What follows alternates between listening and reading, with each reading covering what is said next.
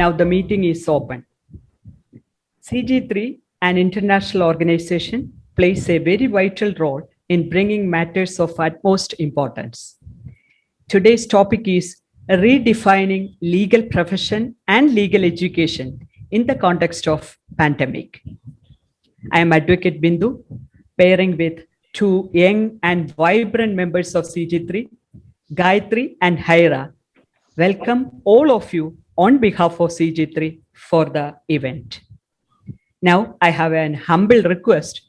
Kindly mute your mic while the sessions are going on for an uninterrupted listening. Now I invite Dr. Kailas Nadapillai, Senior Advocate of Supreme Court, for the welcome address. Sir, please. Good evening and namaste to all. We are here to attend this webinar organized by CG3 in the context of this pandemic and to examine and listen to the words of wisdom of our distinguished guests as to what is the impact of the pandemic on our legal profession and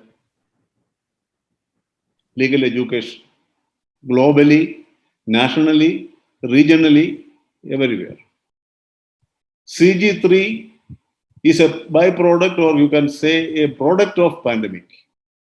When pandemic hit us and lockdown was announced, movement was restricted, a group of like-minded people in Kerala and Delhi joined together to launch a platform for meeting virtually, if not physically, and exchange ideas. And the word CG3 connotes connecting, governing, and governance. With pandemic, these three entities got disconnected, and we had a humble vision and started a mission to connect with connectivity as the soul, as the buzzword, as Dr. APJ Abdul Kalam said in his Vision 2020, without connectivity, nothing can work. And this CG3 has got a number of volunteers, qualified lawyers, practicing lawyers, judicial officers, social workers, doctors, and cutting across the society. And we could hold number of webinars. We could create public opinion with regard to the tackling of the pandemic. And the topic, I am not going to dwell anything to any extent at all regarding the topic, because we have very dignified and very learned members, guests, our distinguished guests. Only the questions which come to our mind: how pandemic has affected the legal profession, the litigant, lawyer, law clerks, courts, judges, court staff. How it has affected the legal education, the teachers, the classroom, the campus, the university, the students, the curriculum, the examination. Where will there be an immediate going back to the normalcy which we enjoyed earlier? Will we ever be able to go back to the normalcy? These are the questions. And what is the structural, functional changes which has been administered to these areas? So these and other questions, I hope that even these raised questions and as well as the questions which are not raised will be addressed by the esteemed guests who are assembled here. I am not extending my speech. I will now discharge the duty that is cast on me to welcome the gathering. Our today's webinar is chaired by Dr. Vani Kesari, Director, School of Legal Studies, Cochin University of Science and Technology. She is leading the law school with excellent and exemplary dynamism, acumen, And Cochin University of Science and Technology and its law school is one of the premier legal research institutions in the country. Several projects have been cleared from this law school, and Dr. Hon'ble is giving good leadership to the academic agenda of the university and the law school. Madam, I welcome you to this webinar on behalf of all the organizers, on my own behalf, and on behalf of all the persons who are assembled here to listen to you. Madam, you are welcome. And thank you for being present on this occasion.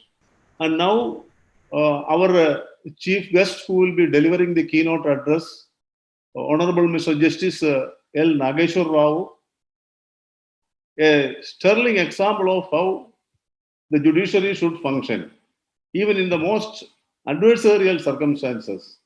Right from the day COVID hit the Supreme Court and the work was subjected to or put in turbulence, Justice Nageswara was one of the very few judges who was available on all working days for discharging the judicial functions. A very hardworking judge, a resourceful scholar, a very successful lawyer, a very lawyer-friendly, and a judge who is, to borrow two words from Shakespeare's King Lear, every inch a judge. It is good fortune that we have among us Justice Nageswara, and I think that the resourcefulness of his Lordship Justice Nageswara will be put to the great benefit of this audience. Sir, I welcome you on behalf of CG3 and on behalf of all who are assembled here.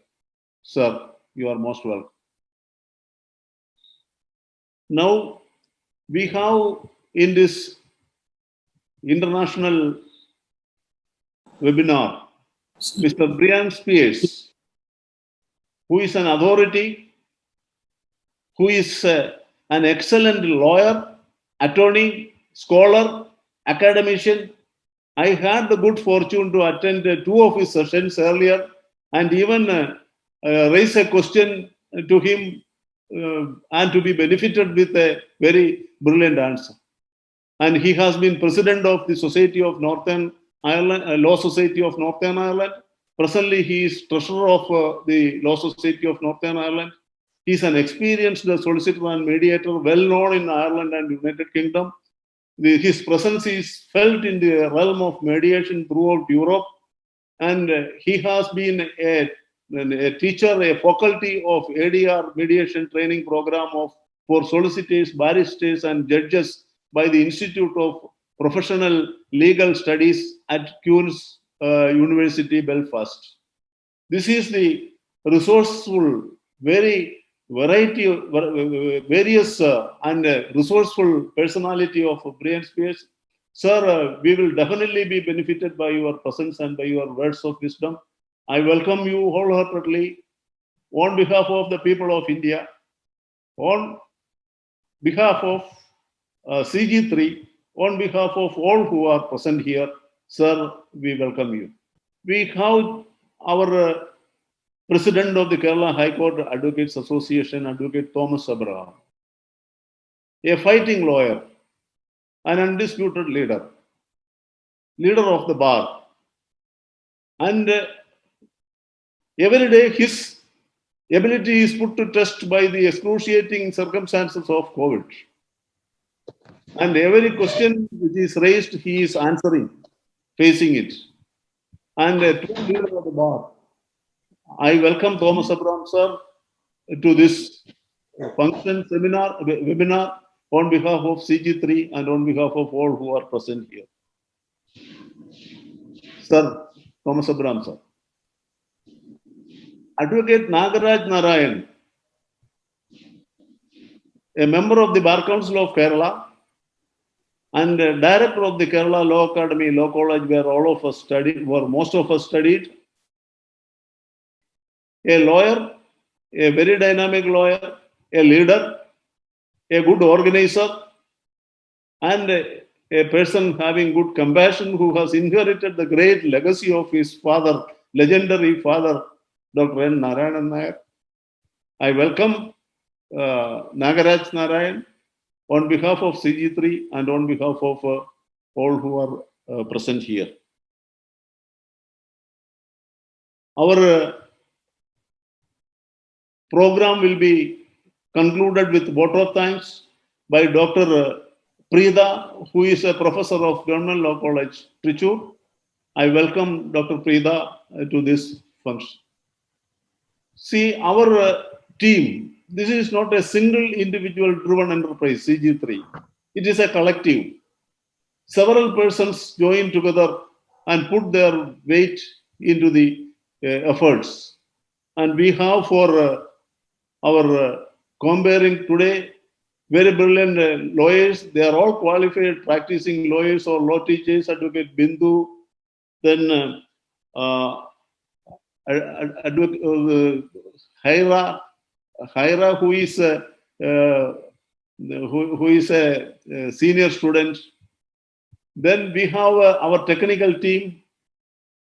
We have our members who are preparing the minutes, members who are extending all logistic supports, all supports to this function. I conclude by saying that a number of dignitaries are here, a number of leaders of the bar are here, assembled here. It is a group effort, it is a team effort. So we are practicing connectivity among ourselves, and we hope that the words of wisdom we hear today will lead to greater connectivity among the people, among the participants. Thank you all. Thank you, sir. Thank you, sir. And I formally welcome you to this event as well. Now, I invite our chairperson for this evening, Dr. Vani Kesari, Director, School of Law, Cochin University of Science and Technology, to deliver the presidential address. Over to you, ma'am. All the respected learned speakers for the day. My own teacher, Professor N.K. Jayakumar, the mentor behind the CG3 team, the organizers, the bench, as well as the bar, who are part of this particular webinar. A warm good evening to one and all. In fact, I consider this particular webinar to be very important on two counts. And the first fact that this is a platform where there is a convergence of the academia, the bar, as well as the bench, which rarely occurs in any discourse of like nature. On the second count, I would say that, in fact, it is an ironical fact that this particular pandemic had brought about this particular convergence. This webinar is of phenomenal importance. Now, before going on to the detailed deliberations which would take place after my brief elucidation on this particular area, I would just say that the legal profession as well as the legal education in our country has been under strong pressure for the past 2 years. And one might need to say that the serious interlinkage between legal education on one side and the bench and the bar on the other side has never been disclosed or put to subject of discussion. What might be precisely the reason behind it? As a researcher in law, I would say that what has really prompted for the policymakers on one side, the academy on the other side, as well as the bench and the bar not to think about it. However, we have come to the fact that this is high time, we need to think about it. Now, there has been a severe stress and pressure both on the academia, legal academia, as well as on the legal profession with the pandemic. Now, the question is to what extent the legal educational institutions as such which forms the edifice of the legal profession, be it the bar or the bench or any other avocations related to law, you find that it is under severe stress. And to what extent this legal education in our country is being made strong enough to face the challenges, be it a public health crisis or a natural calamity, to what extent the legal profession, which is a basis of the edifice of the legal profession as such, has been taken care of.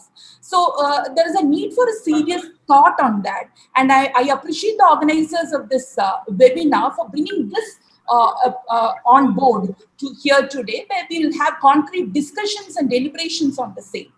Now, the question is, what is the nature of legal educational infrastructure which we have adopted post-independence? It's often said that the English legal system has been blindly copied into the Indian legal education as well. If you look into the growth of legal education in our country, you find that post 1857, English language was being given a more importance. So whoever is proficient enough to converse with a particular language is being given a major say with regard to entering into the portals of the law school. Now, post-independence, you find that regulatory bodies like Bar Council of India, UGC, at the university level coming up, and you find that multiple bodies are operating as far as the legal profession, legal education in the country is concerned. When the lockdown was imposed, I, being a part of the academia, I could say that none of the teachers were proficient enough to use the digitalized platforms. Honestly, if a particular teacher in our own department wouldn't have been there, I couldn't imagine a situation as to how would I tied up the situation. So the basic point is that the use of digital technology is a reality right now. The virtual courts are a reality right now. The poignant question which one needs to address is that, is the legal curriculum as well as the legal pedagogy sufficient enough to cater to the demands of the legal profession? Am I audible? Yes. Yes. So the poignant question which one needs to deliberate is that, to what extent the legal curriculum as well as the pedagogy, because most of us were being taught or we are being given faculty training programs on the law subjects exclusively. It's not on use of digital tools. So to what extent we are catering to the requirements of the students who are placed in a very precarious situation, where the majority of us, at least I need to consider that those who are in the public institutions, educational institutions, we have students of different financial background, and you find that they don't even have a mobile to attend their online classes. So what are we talking about? What are we intending to say that that you need to strengthen the legal education in the sense that you need to economically also support the system. It's not that everybody is financially affluent to meet the demands of the education right now, which is being provided. The second part is that now the curriculum, of course, you have a vacuum with regard to giving them certain insights, both to the teachers as well as to the student, certain basic insights as to the use of the technology. Now, if you can go back years before, when the National Knowledge Commission was being report was being discussed, our own legal educationalist, the late Professor N.R. Madhav sir, happened to say that there is a need for convergence of technology with legal education. So it was something, a foresighted thing which we didn't implement it properly. Now the major requirement is that equip your teachers, equip your students to use the digital platforms. And if right to internet is a recognized fundamental right or a basic right, should not our students be made capable enough to have access for it? The second aspect is that the clinical legal education needs to be given importance to. And of course, to a certain extent, you find that Bar Council of India has brought about proposals wherein clinical legal education has been made part of the curriculum. Now, we are being stuck with the pandemic. Now, the question is, to what extent a student who is pursuing law has gotten access to the proceedings which are being conducted in a virtual court? The students are not able to go to the have a glimpse of the physical hearing or the proceedings which are taking place within the confines of the courts of law. And as well as you find that tele-legal aid clinics have become a reality today. I need to accept the fact that apart from the constraint of being a public institution, my own institution has started a tele-legal aid clinic, which is a unique endeavor with the support of the faculty team which I have at my law school. Now, the question is that to what extent the student would get an opportunity to visualize what is happening within the virtual courts. So the second aspect is that how can you incorporate how can you incorporate the use of technology in legal profession? So I seriously feel that both the faculty as well as the student need to be equipped with that. Only then you find that recently I happened to hear a press release of the Bar Council of India chairman saying that 90% of those who are in the bar as well as the bench are not equipped to deal with digital technologies. And apart from the fact that since 1990, 2005 onwards, from that period onwards, there has been a momentum undertaken both at the policy level as well as by the judiciary itself for establishing e-court system. But to what extent they have been successful, that's a different story to be spoken about. Now, as far as strengthening the legal profession as such, I seriously consider that continuing legal education can play a critical role, where you find that the lawyers or all those who are engaged in the legal profession are being given training of all the digital platforms, digital tools, which is becoming the norm of the day, needs to be undertaken. As far as being a part of the academia, I have a few suggestions which we can make. Post-pandemic, blended form of pedagogy needs to be adopted by all the law teachers. For that, critical programs envisaging the use of digital platforms and tools should be made available to the law teachers. Similarly, you find that the legal profession should give importance to paralegal training as well, so that those who are in the legal vocation, be it a manager in a bank or an insurance company or a professional, is being given a continuous training in the program. So I think that representing the academia, I think that also one more aspect needs to be stressed, that we teachers, at least in the regular stream of regular service, should also be given an opportunity to be a participant in the both in the court proceedings, taking part as an advocate, because once we get into the legal profession, our sanat is being suspended, and only post-retirement we are getting an opportunity to teach. So the question is, to what extent a teacher who doesn't see the portals of a court would teach the science of law efficiently and effectively to the law student? So I think that all these things need to be deliberated upon, and I look forward that the distinguished speakers representing different facets of the legal fraternity would have a detailed discussion on it. And I would also thank the mentor behind the entire exercise, Advocate Dr. Kailasnath Pillai, for giving me this wonderful opportunity to be among the galaxy of learned professionals in our country. Thank you. Thank you, Vani ma'am, for the warm presidential address. Now, on behalf of CG3, I'm profusely elated to invite the man of distinction and the fountainhead of illuminating ideas and idol of knowledge, experience, and inspiration, Honorable Mr. Justice L.Nageswara, Judge, Supreme Court of India, the eminent dignitary, to deliver the keynote address. So please. Good afternoon, Mr. Brian Spears, and Good evening to the Director of School of Legal Studies, QSAT, the President of the Kerala High Court Advocates Association, Mr. Nagaraj Narayanan, Member, Bar Council of Kerala, Dr. Kailasnath Pillai.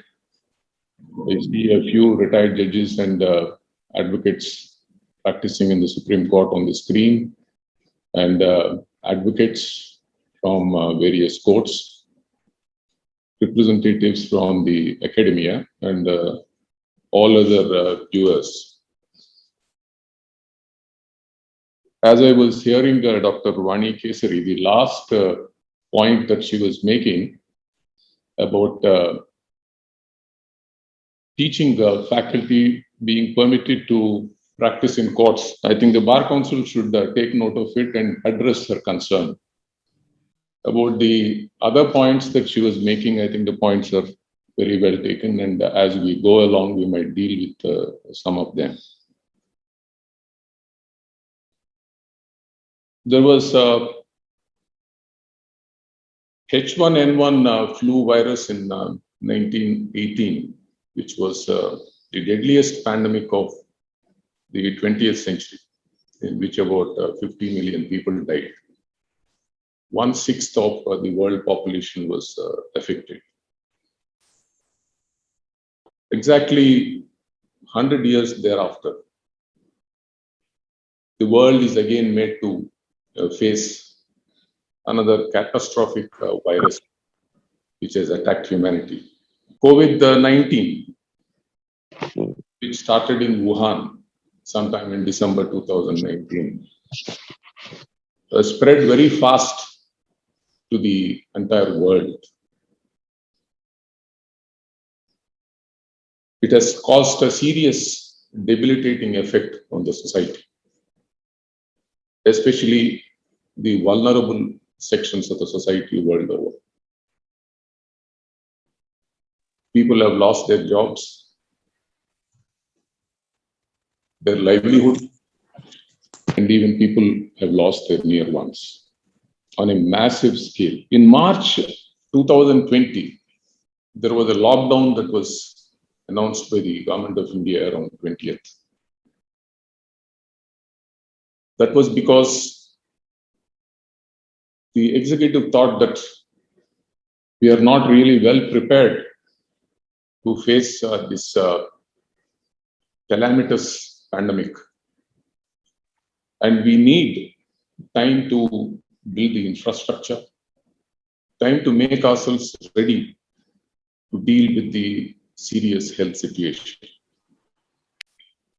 This lockdown continued till autumn of last year and into winter. Though there was a lull and though there was a respite which led to the reopening of the economy, the reopening of certain institutions, we had to close down very soon in view of the second surge,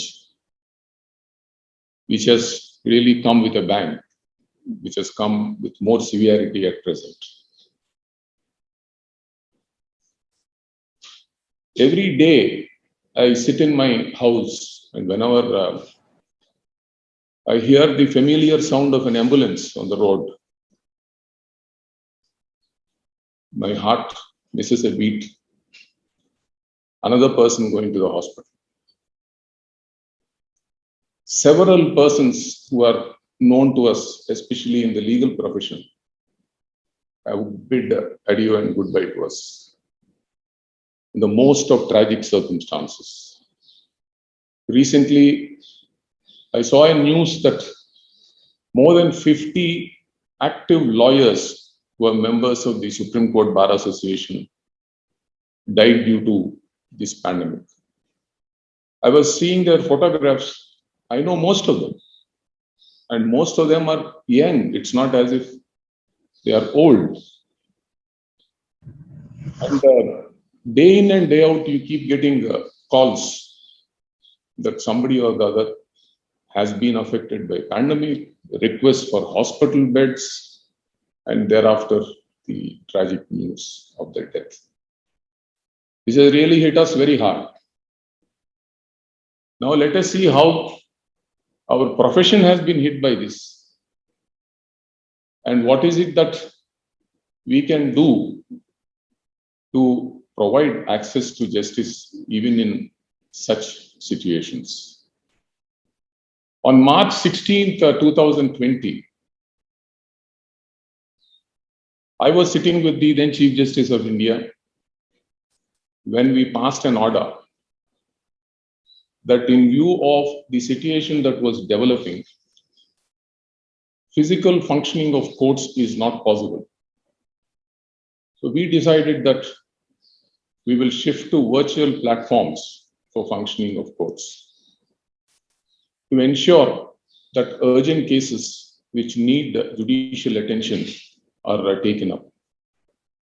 From then onwards, to the best of our ability, without sparing any effort, we have been continuously running courts, taking cue from what we did and the order that was passed on 16th of March 2020, where we requested the high courts to have their own procedure for shifting to virtual platforms and to ensure that the courts are not shut to the needy public. The high courts also have made an effort to run courts virtually, and directions were given to the lower courts as well to continue functioning. Digitization of courts started sometime in 1990s, but I should confess that it has been moving at a snail's pace. Digitization of all the courts, including the lower courts, is not complete even today.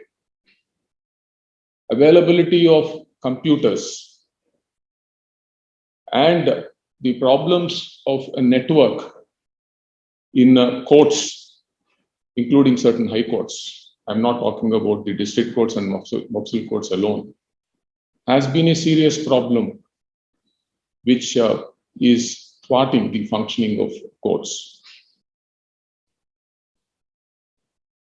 During the hearings that we have been conducting for the past 1 year,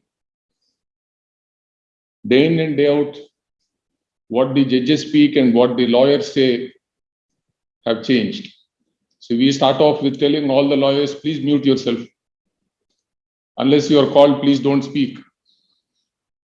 Technological problems about some screeching sounds, echoes, and lawyers complaining that they are not being let in. They have been waiting for 2 hours, 3 hours, and the control room is not even letting them in, not unmuting them. So these are certain things which are happening on a regular basis, which have really not caused any problem to the functioning of the court. I myself was a party to a constitution bench, the judgment of which was delivered recently. We had about 250 people on board, and without any difficulty, we completed the matter in 10 days of hearing. Even earlier, there were certain matters where there was a pressure that we should hear them in view of the urgency. There was resistance from one side saying that only that case can be heard in physical court in view of the voluminous record. And they say that they have to get assistance. Unless they are present in court, the matter should not be taken up. But we took up those matters. We asked the entire material to be prepared digitally and transferred to our computers. We had 10,000 pages, 15,000 pages being sent to us in advance. We have adapted ourselves to work on computers, and then we read all the documents on computers, and there was smooth functioning of the court without any problem. Then what is the serious problem? If courts are functioning properly, where does the problem arise? Like the disparity in the society there is a digital divide amongst lawyers. The well-to-do lawyers, the senior advocates, they do not have any problem in virtual courts. In fact, my experience has been that senior lawyers stood to gain by virtual hearings because of the facility that has been provided to them to sit in their office and argue in various courts in various states, apart from the Supreme Court. There are other lawyers who have the facility and infrastructure, including the computers and the skill. They also do not find it a problem of access. The problem is with the majority of lawyers, which according to a recent study is to the tune of about 80%, whose earnings are less than 10,000 rupees a month. They find it a problem to survive, forget about practicing in court. They find it a problem that their livelihood has gone. Young members of the bar have been asked not to come to the offices. There are first generation lawyers who do not have any facility to fend for themselves. These are the lawyers who are practicing not only in the high courts where we see them, also in the mofsil courts and the hinterland. They are the persons who have been very badly hit by the pandemic, by loss of their employment, by loss of their professional improvement, by loss of their livelihood. There is an initiative that was taken by the Bar Council of India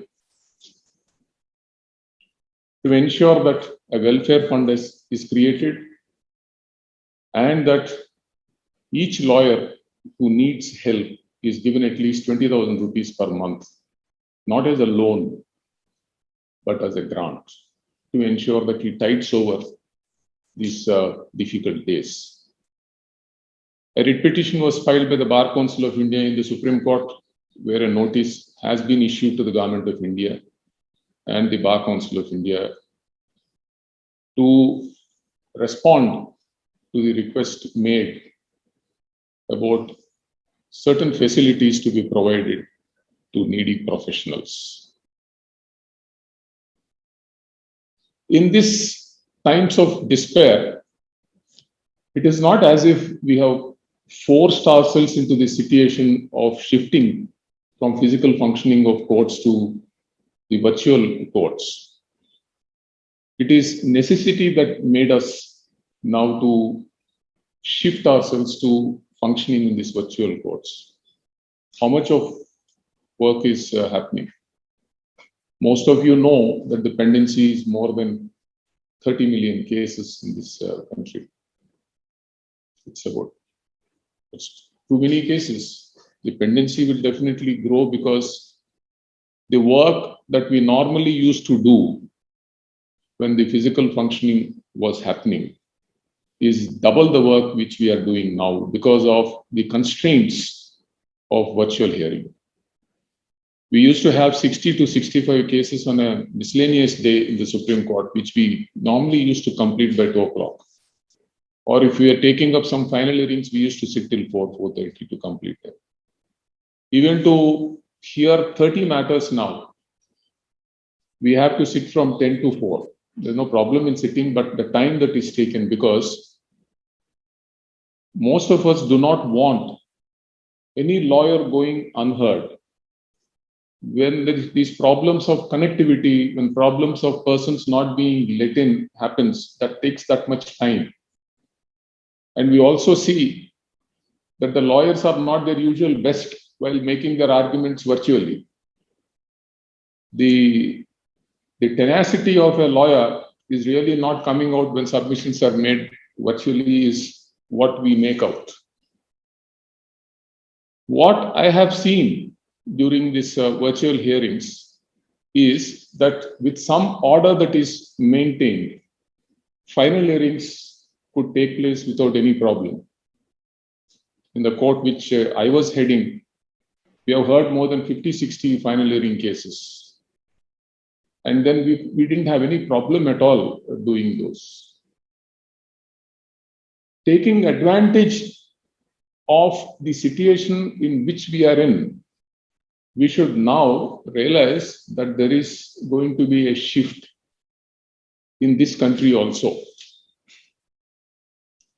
Richard Susskind, who wrote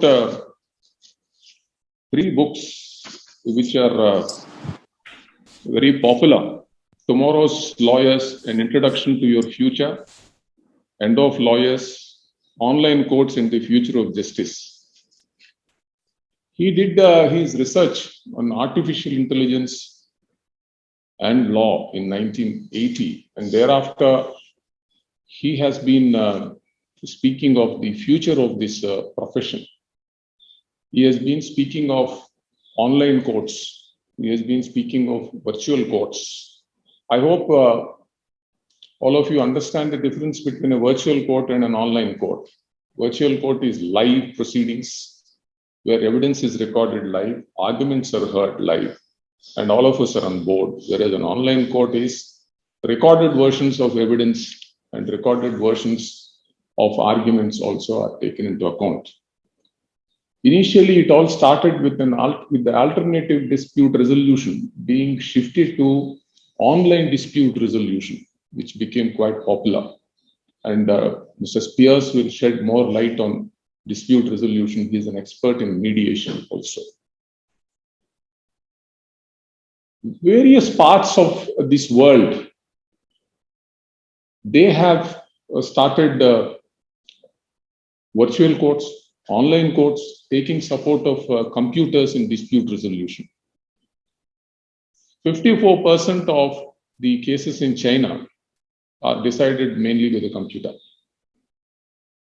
Brazil also has law, and they take resort to computers for the purpose of their dispute resolution. Cases which do not really need serious attention of the court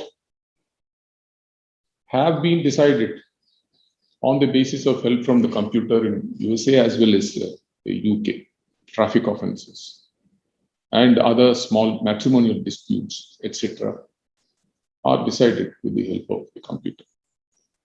Artificial intelligence is something which has come to the fore now, which even this country also is riveting its attention to.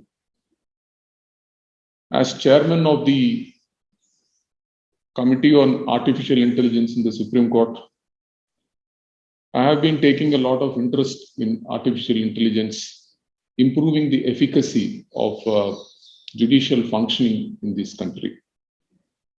But one thing that we have been making very clear is that the machine is not going to replace the mind, human mind.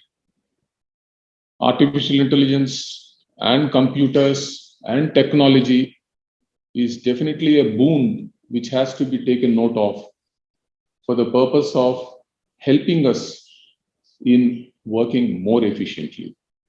How is it going to help us? As it is, we have software in place to track cases, to find out where the bottlenecks are, to ensure that the administration is run smoothly. And we have also developed some programs on the artificial intelligence side, like SOAS, where through artificial intelligence, judgments, documents, etc., are translated from English to vernacular and from vernacular to English. We have also developed a program called SUPACE, which is going to be very helpful to judicial officers in the matter of their preparation of their cases. And we are also looking at other areas where we can quickly dispose of cases in subject matters which are occupying the space in this court, like the Negotiable Instruments Act, the Motor Vehicles Act, etc. more of it in a different discussion. We are not really on that now. The point is as to whether there is going to be a shift in the traditional way the courts were functioning. I already see a shift now. People who were reluctant to use computers, people who were reluctant to adapt themselves were forced to do so. Now, in view of what transpired during the past 1 year, a number of such people who were hesitant to change their views about technology are now speaking of why technology should not be used if it is much easier. From a judge's perspective, instead of my handling about 25-30 volumes of papers besides me, I have all information at the click of a button. I'm not bothered about volumes now. I can reach whatever I want in a few seconds.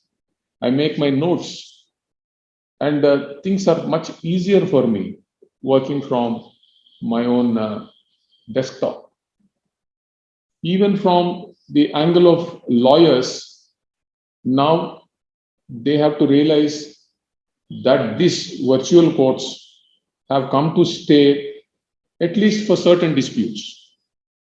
I maintain this position that virtual court is not an alternative to physical court. I still maintain that position. But there are so many things that can be done by using computers and then virtual courts, like recording of evidence. From civil courts, you have commissions appointed to go and then record evidence. All that can be done. You have transnational disputes, matrimonial, commercial, etc. So all that can be resolved.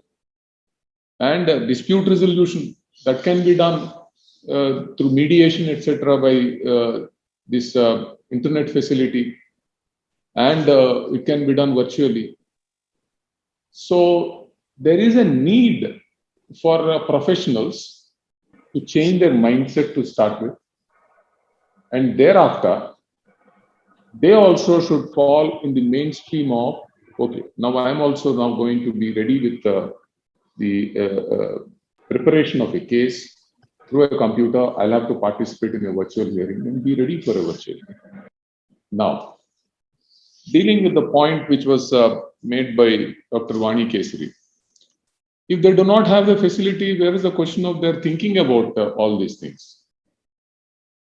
I agree with her that there is a need to provide this facility to persons who do not have it.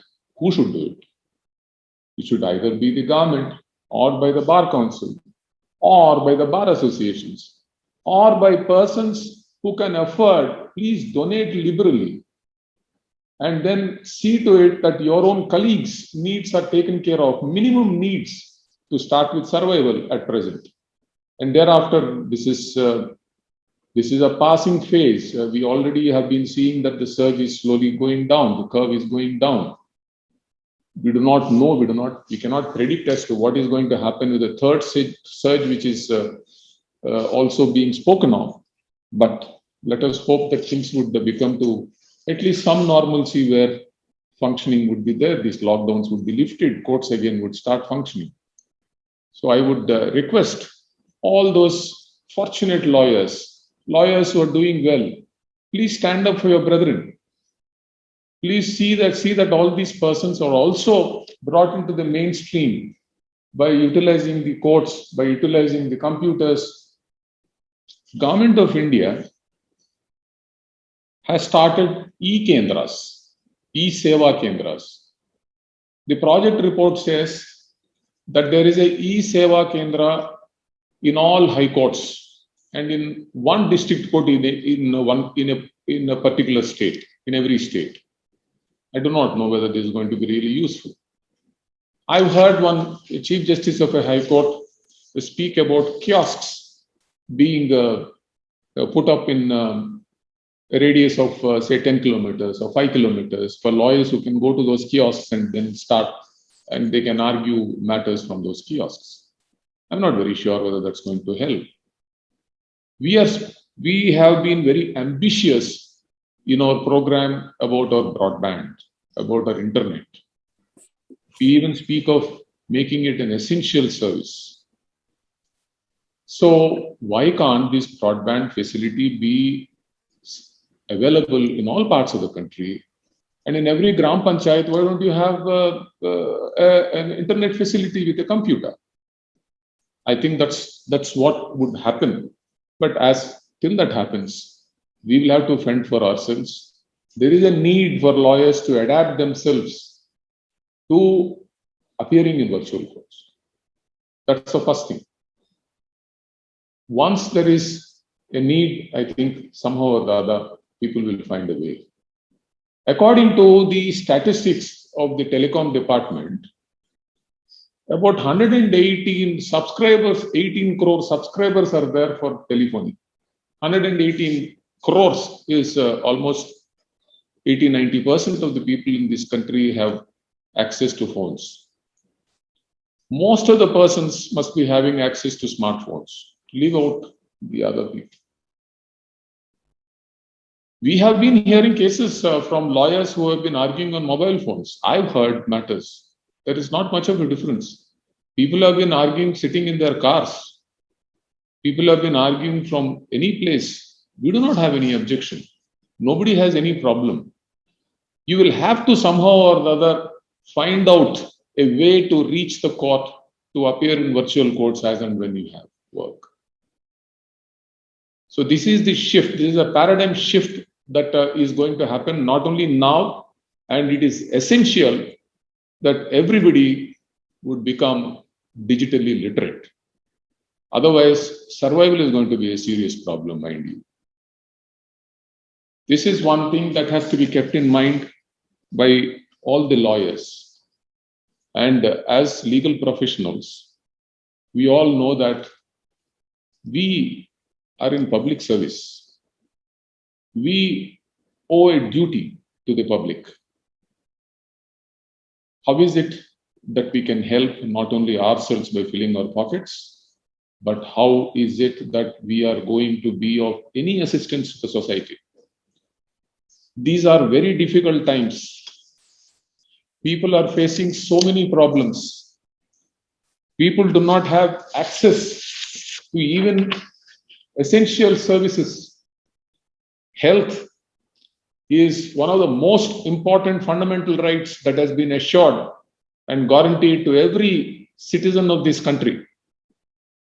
Article 21 reads into it right to health of every individual. Whether this cataclysmic pandemic, which has affected the lives of so many people and is gobbling up other persons also, how is it to be stopped insofar as individuals are concerned? Access to health has been a major problem, at least for the past 3 months, 4 months. People are crying for help. It is the duty of the lawyering community and the professionals to educate people about their rights, to tell them that these are things which are within your reach. These are things which you can demand. And please exert your right to get this assistance for help. If there is no response from whoever is responsible, it is your duty to bring it to the notice of the court as to why those services are not being delivered. We have been facing so many problems about suffering of people on this front.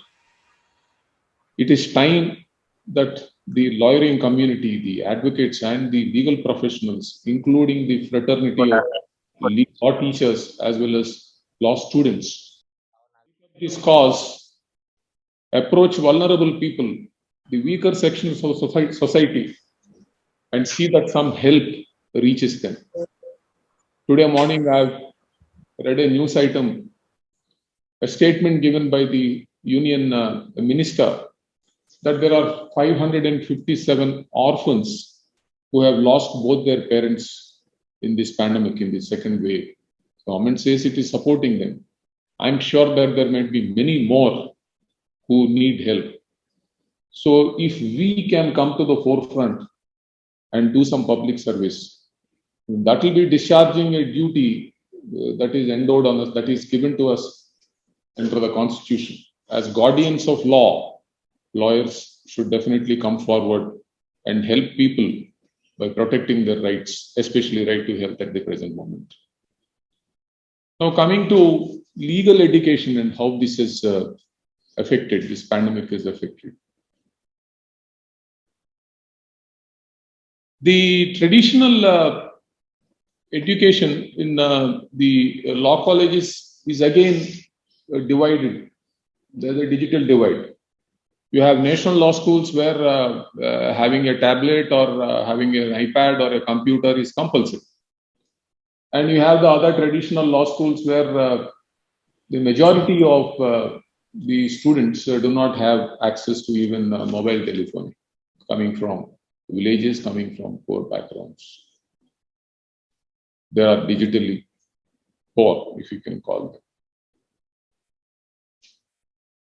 A parliamentary committee, 103rd Parliamentary Committee, submitted its report about the functioning of virtual courts recently. They have divided these digital problems into three. One is access. There's an access problem for people who do not have the facility.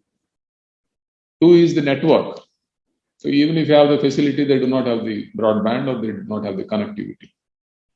Three is the skill set. Even if they have both, they do not know how to operate computers or even the other tablets, etc., which they have, they find it a problem to reach the court. Certain suggestions have been made by the parliamentary committee as to how to improve these situations. That is, enhance the capability of broadbands.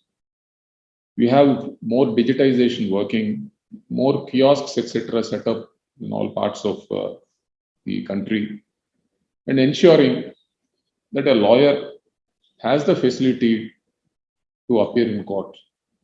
If the lawyer does not have the facility to appear in court, then the access to justice is lost to an individual. Not many people appear in person in court. Likewise, law students have the same problem in traditional colleges. I am told for the past 1 year, on the basis of directions and instructions given by the universities, virtual classrooms are being conducted by all colleges. And in these virtual classrooms, I recently found out from a cousin of mine who is the principal of a law college in Andhra Pradesh. He said that about 50% of these students have been able to take advantage of the virtual classrooms. I think this is the correct figure. I was reading yesterday on the net a report by the School of Coventry in England, where they also say only 52% of the students are able to take advantage of virtual classrooms. Synchronous education, which is online teaching, which is different from asynchronous pedagogy, which is online teaching and not you have recorded versions and then giving them, not virtual. Both of them are theoretically looking very good, but trying to find out the practical difficulties of this. Some of you who are teachers, who have been teachers, would know that in classrooms, you teach students by using the blackboard to start with, and thereafter by interacting with the students, finding out what a student wants. You also are very clear about whether the students are attentive. The students are also happy participating in discussions in class, which has been a major problem insofar as synchronous education is concerned. I am told that the teaching that is happening in a synchronous manner at present would be a lecture given by the lecturer in the classroom, an interaction at a later point of time after the lecture is over, because they are unable to handle disturbances during the course of the lecture. And even thereafter, it is very difficult to understand whether a student sitting in his bedroom or in his there's no office, in some place under a tree or whatever, whether his attention is really riveted on what is happening. It's not a classroom. Lawyers are different. Lawyers are paid to do their job, so they'll definitely concentrate and then do their work from wherever they are. Students at that age, it needs that much more concentration for them to actually follow what is being said in class. There are more chances of their diverting their attention to other issues or other things that are happening around them. They miss classrooms, they miss seminars, they miss workshops, they miss the canteen, they miss friends, they miss playgrounds, they miss everything. But there's nothing that one can do about it. How is it that we go about at present? There is a need, apart from virtual classrooms, also to have your online classes, record whatever you're saying and then send it to them. Otherwise, print whatever you have said and then send the physical copies to the students.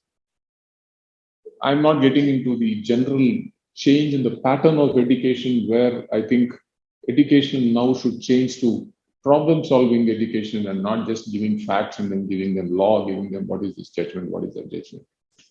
That is a topic for discussion in a different forum. But as of now, there is a situation where institutions are not going to open soon because gatherings, congregations are going to cause a serious problem. So people do not want to lose lives. So in this present situation, the only thing that can be done is that the universities as well as academicians sitting together, changing the pattern of education, changing the methodology of education, finding out which is the best for the student and how best you can enable the student to concentrate on what is being said, and then find out ways and means of educating the students through virtual and online methods. Things are changing even in education. Unlike a huge infrastructure, colleges, people going physically to colleges is slowly changing. I read about a university by name Minerva. They don't have a campus. They have different semesters in different parts of the world. One semester in US, one semester in England, one semester in Hyderabad in Andhra Pradesh, and one semester in the eastern part of the world, Korea or whatever. And when students were asked to respond as to how they find this education to be, they say they don't find any difference. When they are asked, what about your campus? Are you not missing your campus? Are you not missing the other facilities that are available in the campus, including workshops, including your moot courts, including discussions? They say all that happens online. And what about your extracurricular activities? They say that we are in a place for about 6 months. We get access to a gym, we get access to whatever we want outside the college or the campus. So there is a shift in every aspect of education also. Legal education is something which has to be taken very seriously, because lawyers come from colleges, and legal education has to also shift from the traditional education to using of computers. The Bar Council of India and the universities should be well advised to introduce computer science as course of study. In their curriculum, I think everybody should be computer literate. They should also be taught about computers. Apart from this, the law students, and at present, there might be law students who have the facility. I implore them also to join with lawyers who have the interest and initiative to help the needy people. And I'm sure that they will take up the cause. The shift that has been caused, it's not as if we invited the shift. And the present situation that we are placed in is also not something we wanted. In the present situation, what we can do best is what we should do. Everybody, either a professional lawyer or a law student, should adapt himself, should attune himself to the changing times, and then ensure that he does his job to the maximum and to the satisfaction of the person who looks to him to get justice. I think I've spoken about both these law profession as well as the students. I have one thing to say. Most of you might be having these experiences of losing loved ones, of seeing most of them in the hospitals. One important thing that has to be kept in mind is mental health. As I said, all of us get affected when we hear about some sad news, infodemic that is happening all over the world, saying that there's something which is more dangerous that is going to come, and you are not very sure as to what your future is going to be. Please keep healthy and don't panic with whatever is happening around you. That's the only way to escape this dangerous situation. Mr. Narayanan Nair, who passed away in April last year, is a doyen of the bar and founder of the Law Academy. I had an opportunity to interact with him. My condolences to his family, and may his soul rest in peace. I extend the same to all those legal professionals and their families who have lost their lives. Thank you very much. Thank you, sir, for enriching our thoughts with your deep knowledge and experience.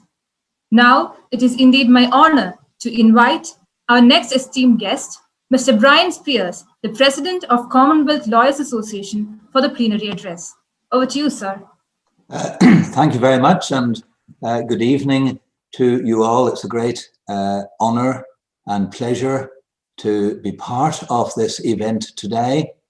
And it was captivating, Justice Rao, to listen to your humanity and dignity and wisdom in the words that you have just shared. That has been a great pleasure and honor to hear that.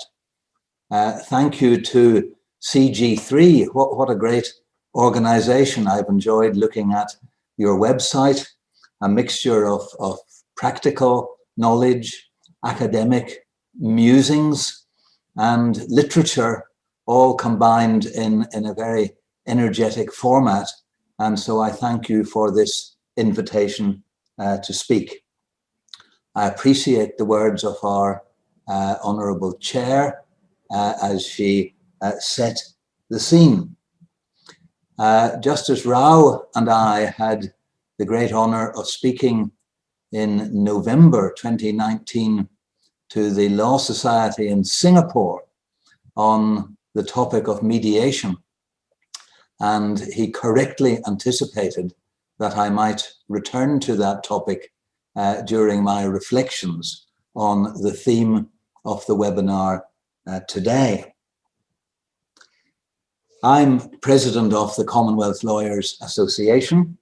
I'm delighted to see from the participants that we have not only India hugely represented, in the large numbers presently attending, but also jurisdictions elsewhere in the Commonwealth. And to you all, I bring greetings from the CLA.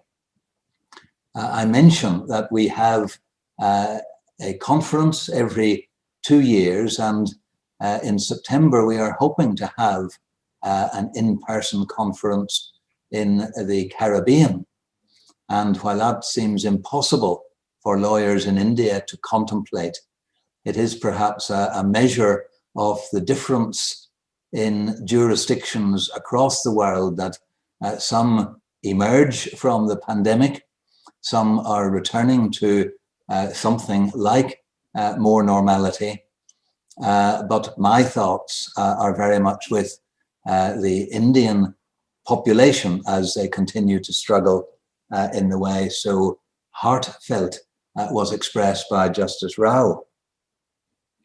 The theme for the conference in September is sustainable justice and the role of the lawyer. And that seems to dovetail very effectively with the theme for today's webinar.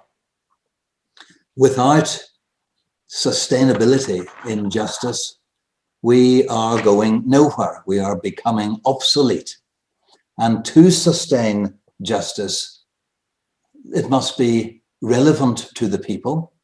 It must be accessible to people. It must be affordable to people.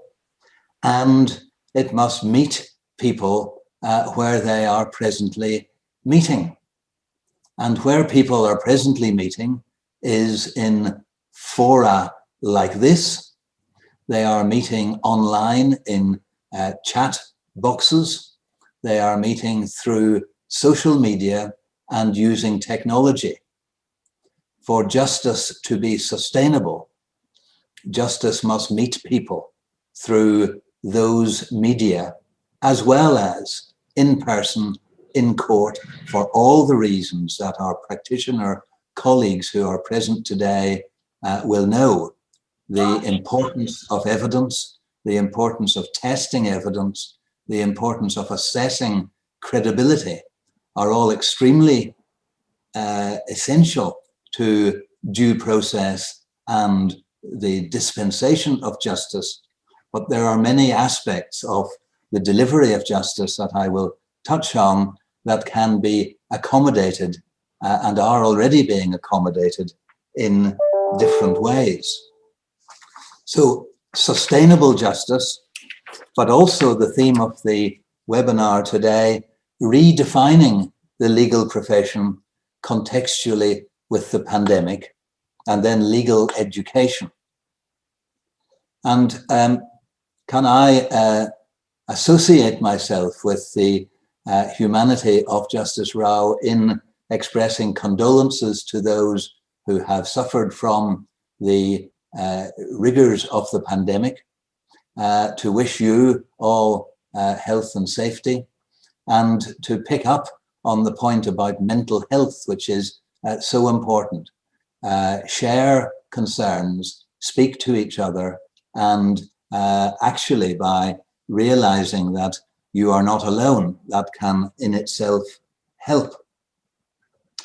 For lawyers across the Commonwealth, I have participated in webinars, and I could make many observations, but I'm going to simply make 3 suggestions which might lead to some conclusions about redefining the legal profession. The first to note, and this isn't specifically about India, I know that you have your own experience of how the courts responded, but in many jurisdictions, it is fair to say that legal systems froze for a time. Some took a longer time than others to unfreeze, and in many jurisdictions, the IT facility was patchy at best, and in some cases, non-existent. In some jurisdictions, they had moved already to cameras in court, to recordings, and to the facility to link remotely. But that was certainly not the position in all jurisdictions across the Commonwealth, and it was not the position with you.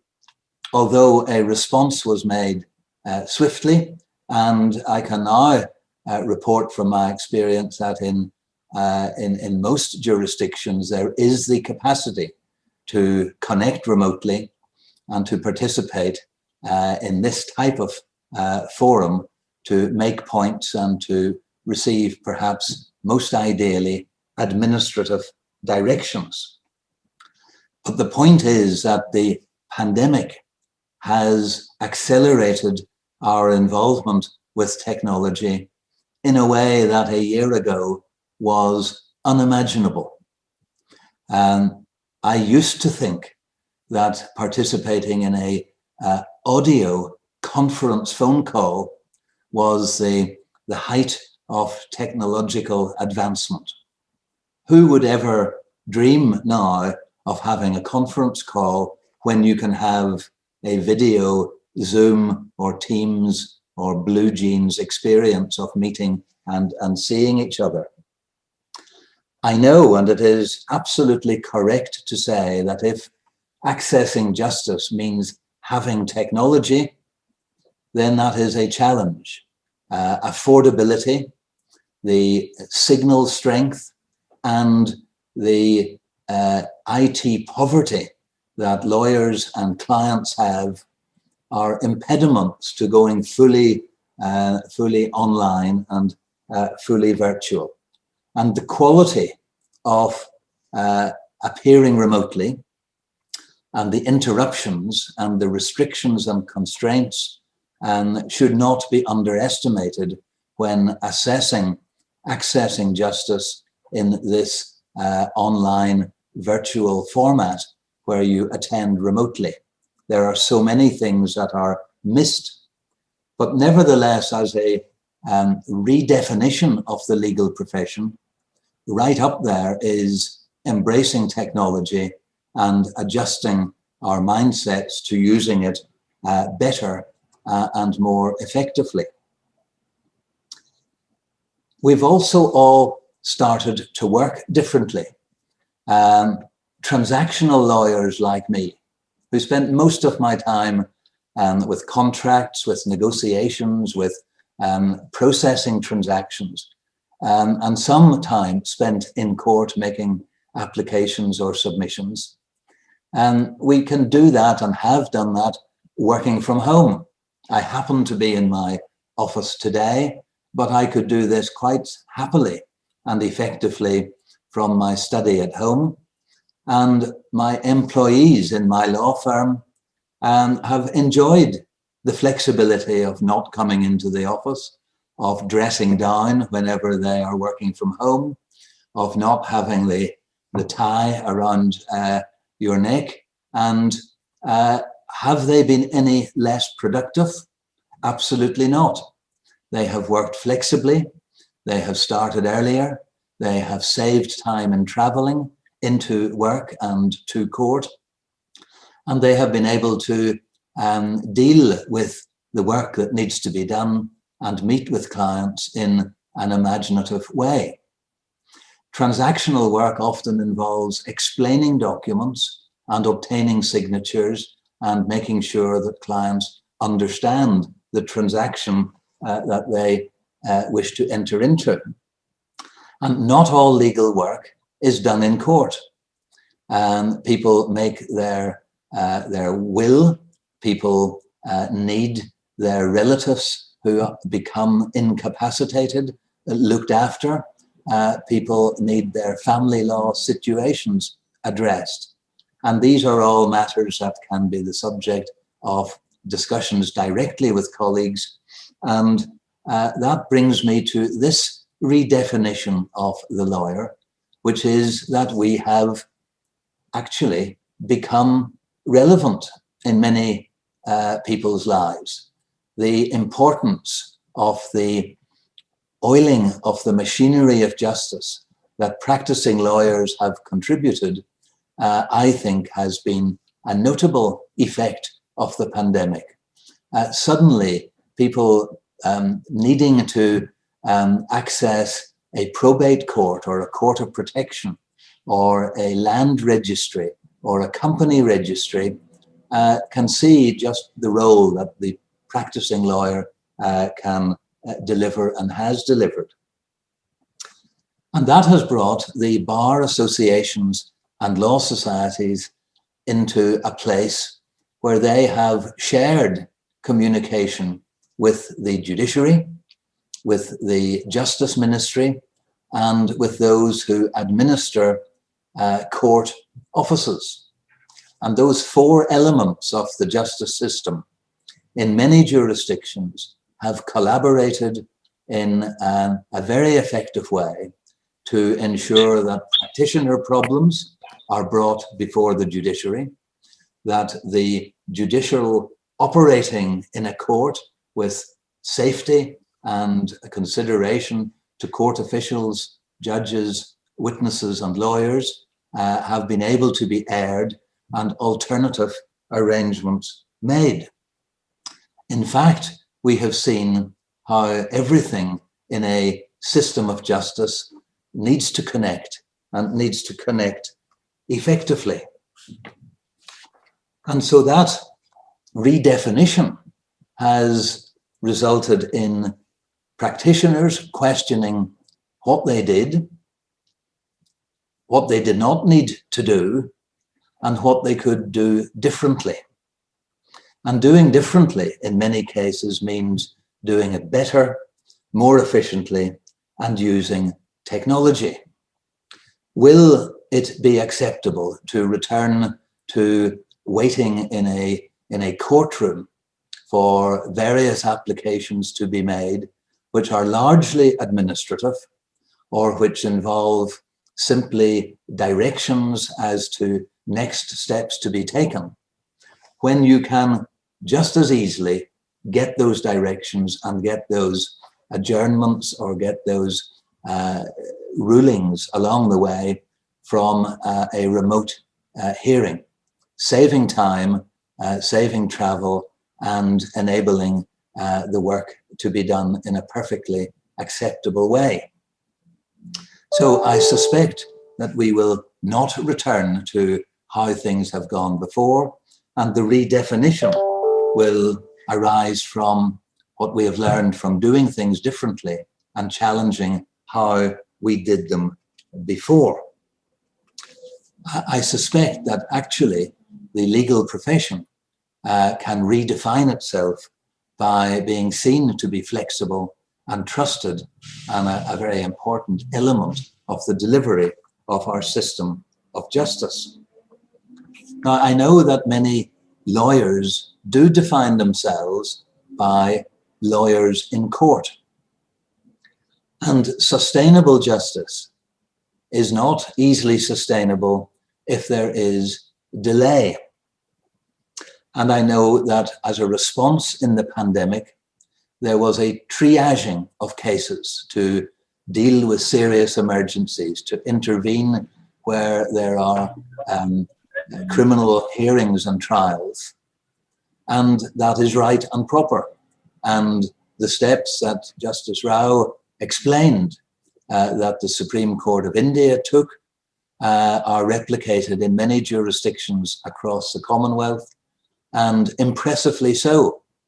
The responsiveness of the judiciary and the responsiveness of court officials to making things happen have been tremendous.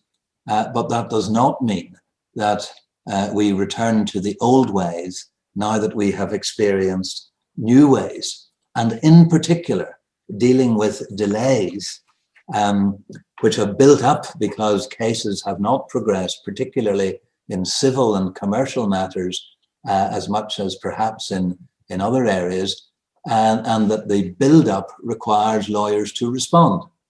Should clients be told that we cannot access the courts because they're not open, whenever you could do some electronic filing?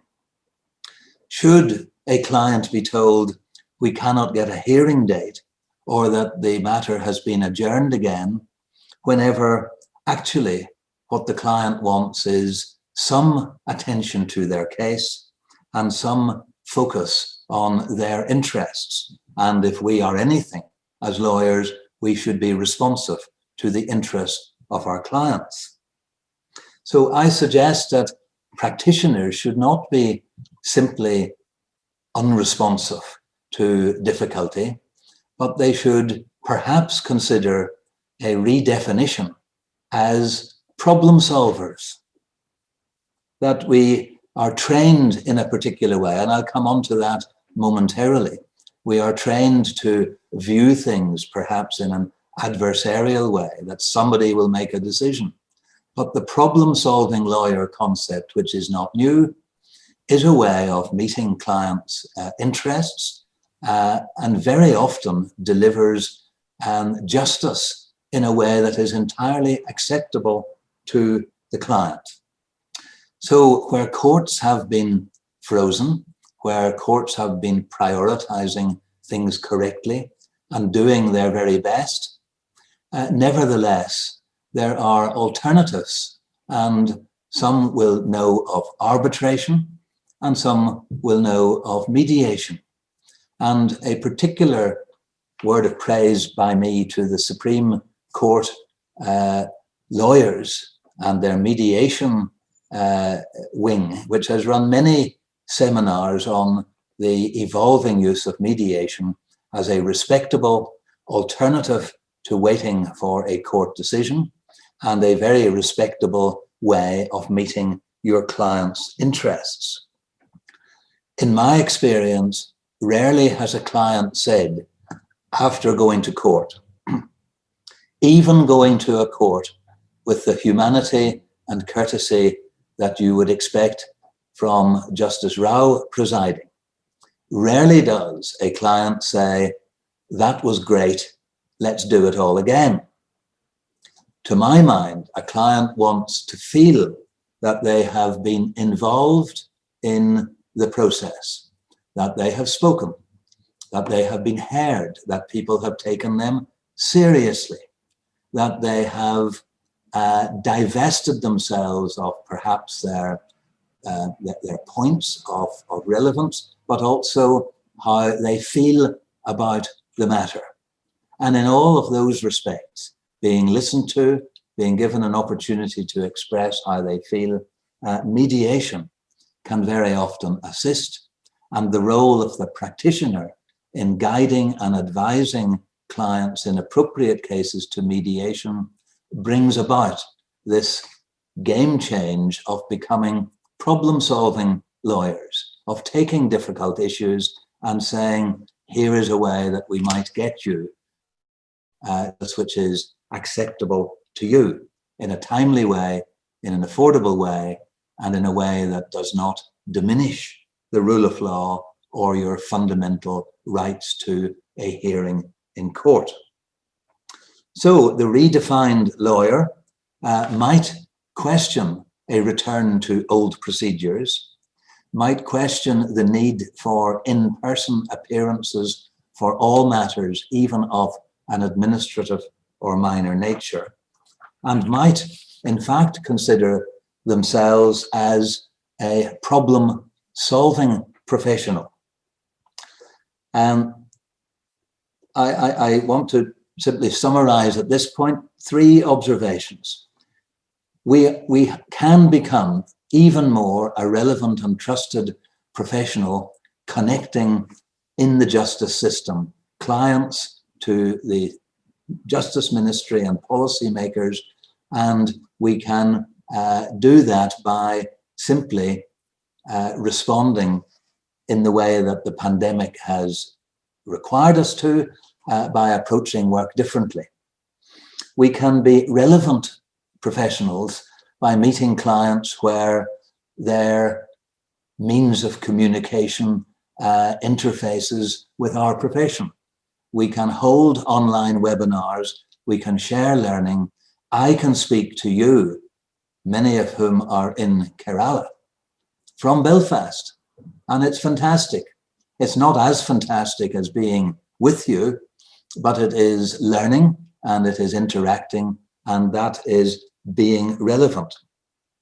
And I think that we should redefine ourselves as a diverse profession, that being able to work from home, being able to link to an international community with different time zones for working can assist people who have got commitments at home, caring responsibilities, can assist people in learning in a different way online, in time zones that work for them. Underrepresented minorities in the legal profession can avail of training and learning in a way that I think can be inspiring. So the relevant professional, the problem-solving professional, and the diverse profession are matters that I suggest will help to redefine us. Now, let me turn briefly to legal education. I have been involved in legal education one way or another since I qualified almost 38 years ago. And I chaired a review of vocational training in my home jurisdiction, the Spears Review, as some are kind enough to call it. And that is already completely out of date. In fact, anything from about 2 or 3 years ago, even less, is out of date because of the rapidity with which the appetite for legal learning and the means by which legal learning can be achieved have already changed. The law schools and those trainee lawyers are already masters because young people are familiar with the technology, but they need to be taught how to influence a remote hearing. They need to be taught how to, as I am now doing, look in the camera and feel that you are making more of a connection that way. Or as I look at Hira Solomon, who's on screen, and I'm looking at you, do you feel that I'm looking at you virtually through this media? There are techniques and skills that can be learned if we move to more remote hearings and more technology controlled hearings. How can we learn to be persuasive on a Zoom call? How can we manage a Zoom call effectively? And the organizers have done brilliantly in muting people and keeping people under control. And you can see it can be done, and it can be done effectively. And I might even be holding the attention of some of you as you listen, which is fantastic because I'm 4.5 hours behind you and I'm in a completely different part of the world. And yet, as a trainee lawyer, you can receive training in this manner. Now that changes mindsets for the static way of learning, the blackboard, the in-class. And young trainees will need that, but they will also expect to be able to access different jurisdictions and experts, which can be very easily done. The guest lecturer from the United States or from Canada can much more easily now be a guest lecturer from their own jurisdiction through technology. So I think there are some challenges for our universities in delivering legal learning and in delivering legal skills. And that skills arena is one that is perhaps the greatest challenge. How do you develop skills of reading a room, of assessing whether the judge is tapping his or her pencil impatiently? How do you read the reaction of witnesses or other colleagues who are in the courtroom? How do you simply learn from other colleagues who are appearing ahead of you in the court list if you're not there. And I think that has been a really major problem for colleagues who are held in an online forum waiting to access a virtual court, but they don't see the advocacy of those who have appeared before them in a way that an open court enables them to pick up what was effective, what that colleague did incorrectly, and what was brilliantly effective for that particular judge in that particular case. So much is learned in our great profession from the activities of others and from observing the activities of others, and that element cannot be easily replicated through technology. But I think we can learn problem-solving skills at our universities and our legal vocational training establishments. Do we pay enough attention to the psychology of negotiation? Do we actually spend time in how to persuade people to a point of view that is of benefit to your client? Does anybody mention the importance of patience and of listening effectively? And if we are to redefine ourselves as a problem-solving, relevant professional going forward in a post-pandemic world, I think we have to consider this issue, which is, why are we placing still so much emphasis on adversarial legal practice? We say we operate in the common law world an adversarial system.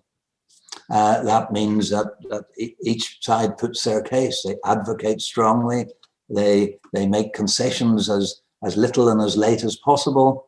And that is the mindset of so many lawyers of my generation, younger generations, but it could be the mindset of how lawyers still see themselves. We argue on behalf of clients. Our job is to disagree and to dispute.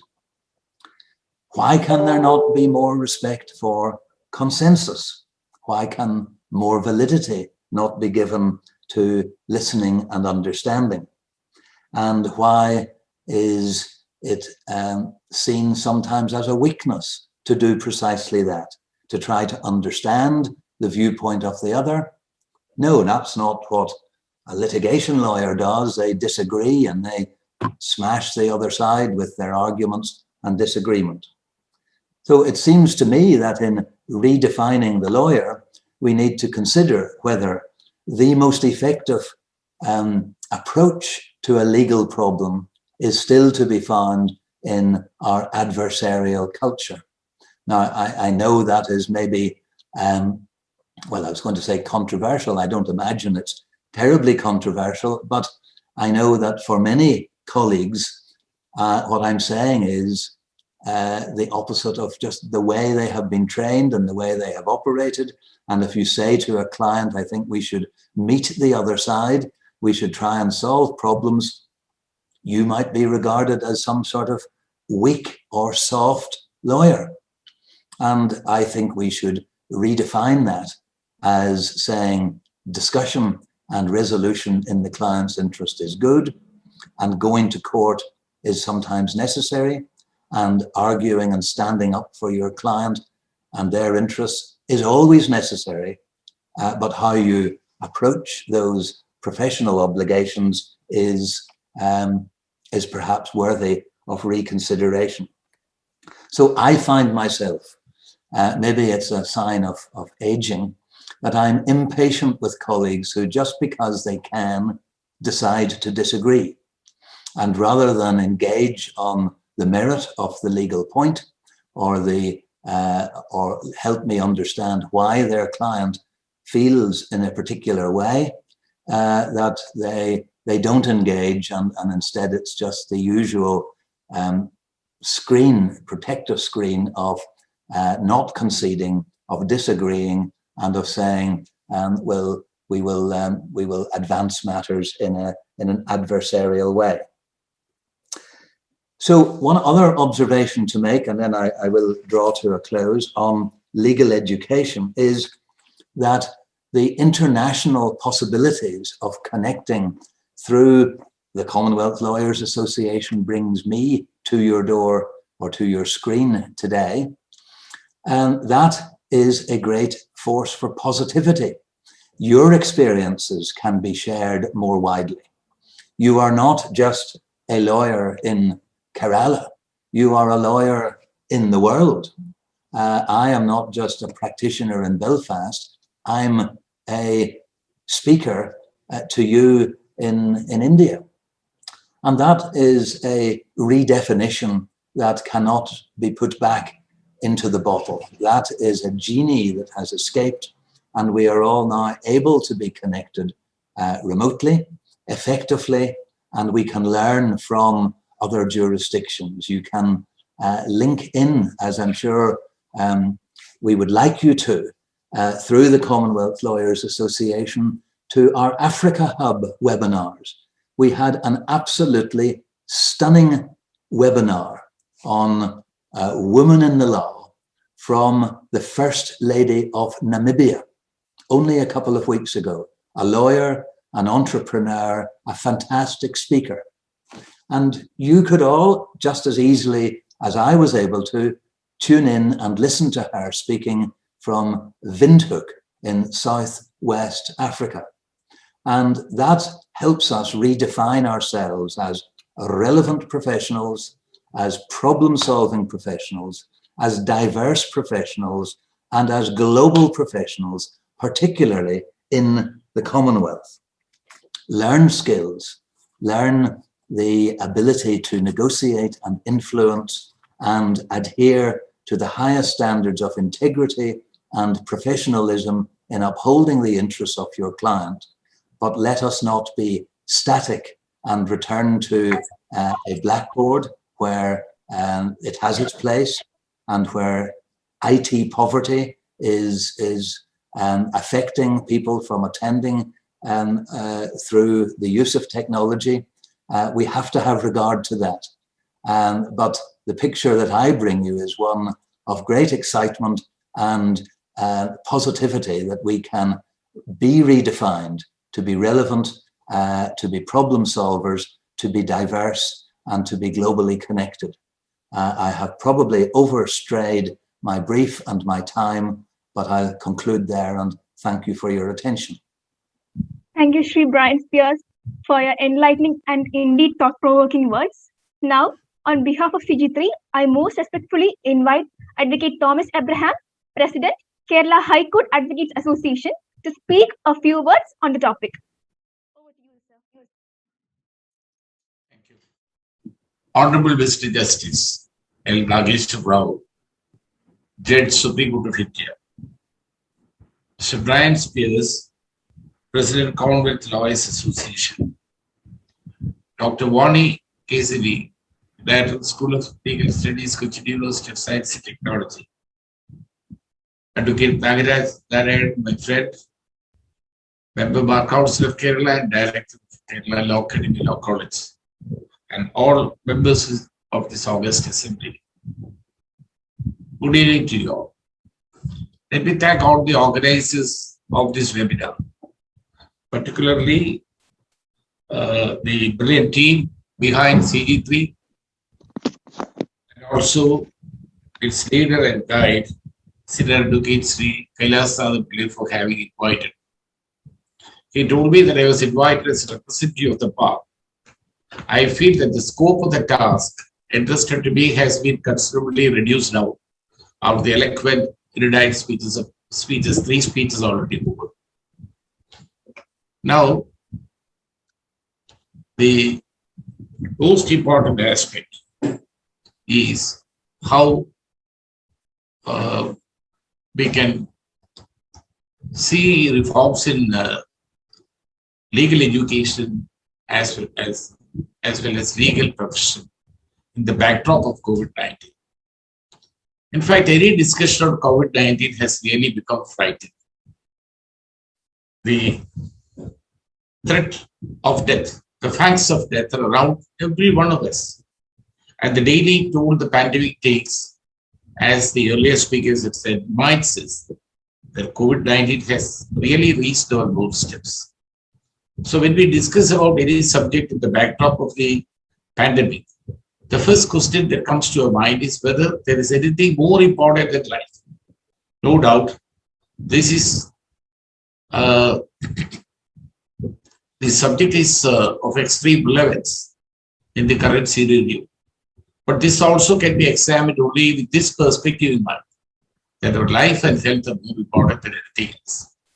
It is this realistic and most genuine thought that makes us examine this topic also, the constraints and limitations that life-threatening pandemic has now imposed on us.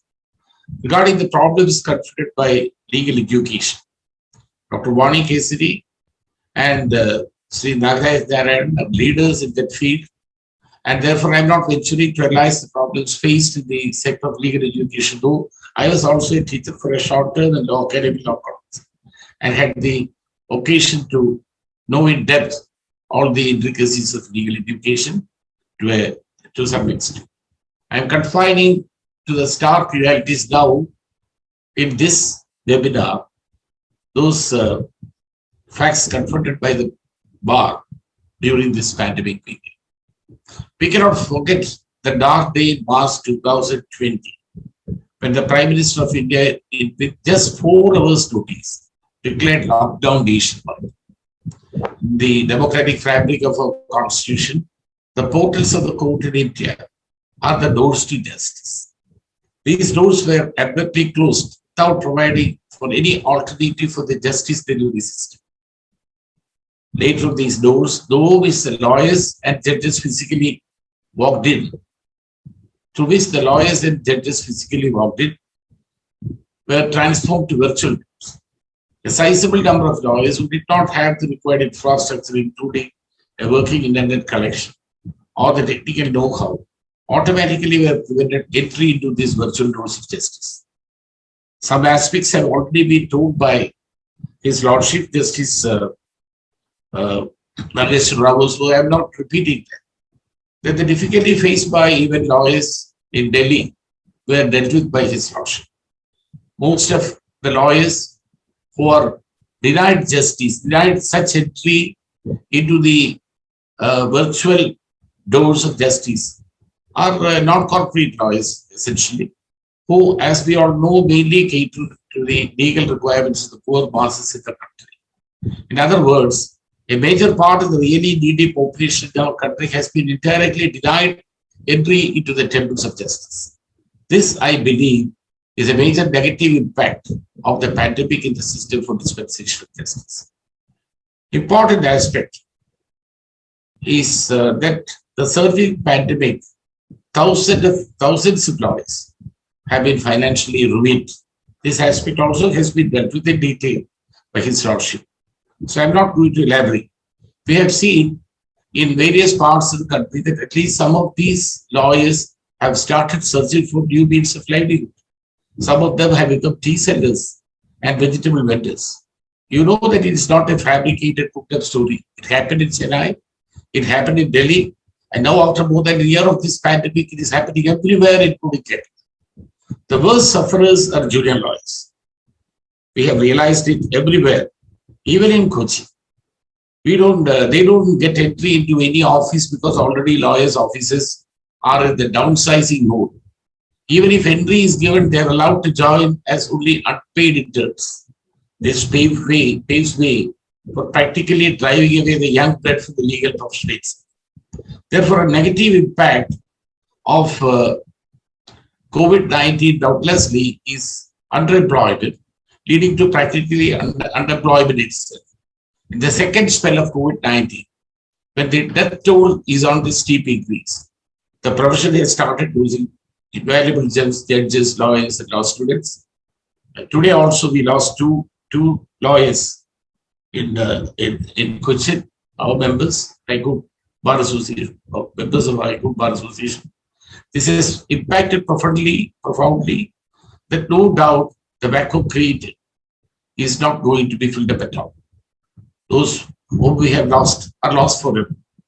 The above state of affairs of lawyers' offices, which I explained earlier, has affected the legal education sector also. I am sure that Dr. Vani Kesari, who is a leading academist, have already told the difficulties faced by the institution led by her, as well as the entire law schools in the country. The closure of courts throughout the country has affected professional learning the students derived from courtrooms, which they could visit as interns attached to some lawyers' offices, or even by direct arrangement through the law schools. Some of the law schools were, in fact, contacting the Bar Association also to make arrangement for their visiting courtrooms in the High Court. All such things have perished. The death in the professional learning has occurred owing to the denial of access to law students to law offices also. Lawyers' offices, they cannot afford to do that because it is risking the lives of students as well as those in the office. So, violating the protocol that cannot be expected from any law. Almost all lawyers' offices stopped allowing students to join them. And law schools also have restrictions in requiring their students to undergo internship in lawyers' offices. The professional work in lawyers' offices have considerably diminished. That is one reason. But the more important reason appears to be the refusal of internship as a preventive measure to limit the exposure from the deadly virus. Already, the students are losing grip on the clinical papers owing to constraints in law schools to conduct moot courts, trial counseling, training, mock trials, ADR activities, etc. All these were earlier done regularly in colleges, especially in Law Academy, Law College, now led by one of our speakers, Sri L.Nageswara, and earlier, where I was also a student. All these activities were constantly being held. And many of the moot court teams I know from Law Academy used to visit even other countries for competitions. All those things have ended. So practical oriented teaching learning practices have automatically stopped along with lockdowns, and consequential virtual teaching arrangements have replaced classroom teaching. I was trying to make a casual reference about the problems faced in the arena of legal education also, but this can be overcome only through a determined approach to find alternative methods to impart legal clinical training, at least in limited manner. But how, to what extent an attempt has been done in this regard is to be examined very seriously. The University Grants Commission, the Bar Council of India, are the statutory authorities vested with the powers and legal obligations to intervene in legal education whenever there is a crisis or a situation that warrants their intervention. No fruitful steps are seen taken by both these authorities, even after a year of absolute anarchy prevailing in the matter of imparting clinical training to law students. It is high time that all responsible persons raise their voice loudly about this unfortunate situation, which will reflect on the quality of the young lawyers who are going to come out of our law schools in the immediate future. Within another 2 or 3 years, we will come to understand the difference, the notable difference. This is all the more important when we realize the truth that COVID-19 pandemic and the resultant problems are not going to end within a short span of time and is likely to be with us for a foreseeable future. Coming back again to the legal profession, as a representative of the bar, what I would like to say is, let's stress is on that both the BCI and the State Bar Councils, Bar Council of India and the State Bar Councils, with the aid of the government, has to take positive steps to support the bar, particularly those who very badly deserve such assistance. We know that the means are limited. As the president of the Bar Association of Kerala High Court, I know the limits of bar associations and bar council. Therefore, there should be a policy from the part of central and state government. Just assist the bar council or the bar associations, whichever forum can be selected for that, to assist lawyers, deserving lawyers, those who actually deserve assistance of monetary assistance or some other form of assistance. But in an independent profession where the source of income is limited to the professional work, they can actually do that only alone. And there are constraints in doing such work, or if there are constraints for doing such work, owing to the officially existent restrictions. It is not something which they brought in, it is only owing to the restrictions brought by official mandates. Then it becomes the bounden duty of the state to see to it that those in the legal profession who are affected by such decisions, such policy, are also protected from the abject poverty and virtual tyranny. That is what the present position is. We know, all of us know that there is no, it is not true to say that several lawyers are at the verge of virtual tyranny. Without such support, a considerable portion of the bar in the entire country cannot sustain. His Lordship was the Justice Highest was 80% of the lawyers are actually facing this problem, and their income is so low that something has to be immediately done to see to it that they are safe from the situation they face. And without such support, a considerable portion of the bar, I say, to the entire country cannot sustain it all. And this aspect seems to have been totally discarded by our governments, both central and government. Some governments, some state governments try to, I think in Delhi and Chhattisgarh, try to give some form of assistance, but that is not seen followed by other governments. So that is one of the important change which we expect from the policy of governments. Lawyers who depend on exclusively their income, which has been curbed, which has been controlled owing to official restrictions in the functioning of courts and related establishments, have to be supported, should become part of the policy, and courts can play an effective role in shaping such policy, or at least accompanying the governments to take that policy. Unfortunately, the judiciary, which the lawyers consider as their guardians, have also shown an attitude of brutal neglect. I'm sorry to use those words. Brutal neglect to the problems of the legal profession, which is eclipsed by the dark clouds of the COVID-19 pandemic. All have to realize that those who have ventured in the legal profession are persons with distinctive skills, but have entered the profession to take up challenge to play their role, however little be it, in maintaining one among the pedestals of democracy, the judiciary. Had they not ventured, such a group of persons ventured throughout the country, taking the risk of this profession. Of course, we cannot maintain this one important pedestal of democracy. I assert the judiciary is there only because this risk is taken by thousands of lawyers across the country.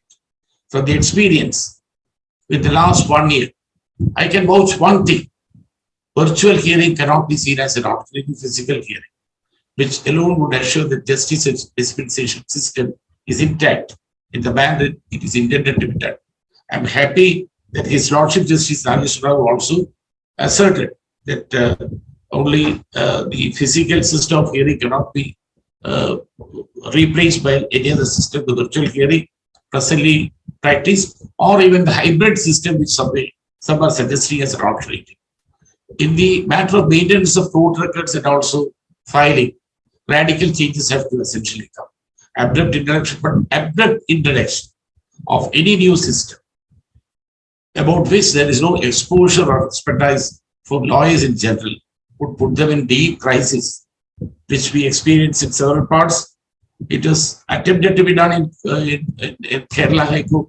We faced a difficulty and we resisted it, and we said no to that. What is required is providing infrastructure and imparting technical know-how. This is where the courts have to take initiative in liaison with the Bar Council and Bar Associations. All stakeholders are to be consulted to ensure that all their anxieties, concerns, and grievances are addressed. Transparency in the proceedings and absolute democratic approach in the introduction of any new method or policy would alone help to get the support of the bar, also in the attempt to bring in any changes in the existing system. Bar also has to become a part of any such changes. Therefore, to ensure that it happens, such democratic process, such transparency which we expect should definitely be there while formulating any such new policies. Unfortunately, such open, transparent discussions and steps are also lacking. Decisions are often taken by the governmental authorities or even courts behind the back of the bar without proper consultation is the usual complaint the bar raises. Therefore, nobody has any dispute that improvements using modern technology have to come. But ultimately, the same cannot result in any section of stakeholders suffering any loss or damage from such reforms. This is an aspect of current importance, especially in these difficult days of the pandemic, when we see only deaths and tears around us. No reform, whatever good it can bring, should ultimately lead to any additional proper tier in the eyes of any stakeholder, should be the basis of any innovative scheme or methods developed for improving the accessibility system. It is true that our courts, including the Hon'ble Apex Court, have initiated some smouldered proceedings in intervening in the management of the pandemic and related problems. But as the Honorable Chief Justice of India said, the lack of manpower is even affecting the Apex Court. It is a wrath of the second wave of the pandemic that our country is facing. Social distancing has proved to be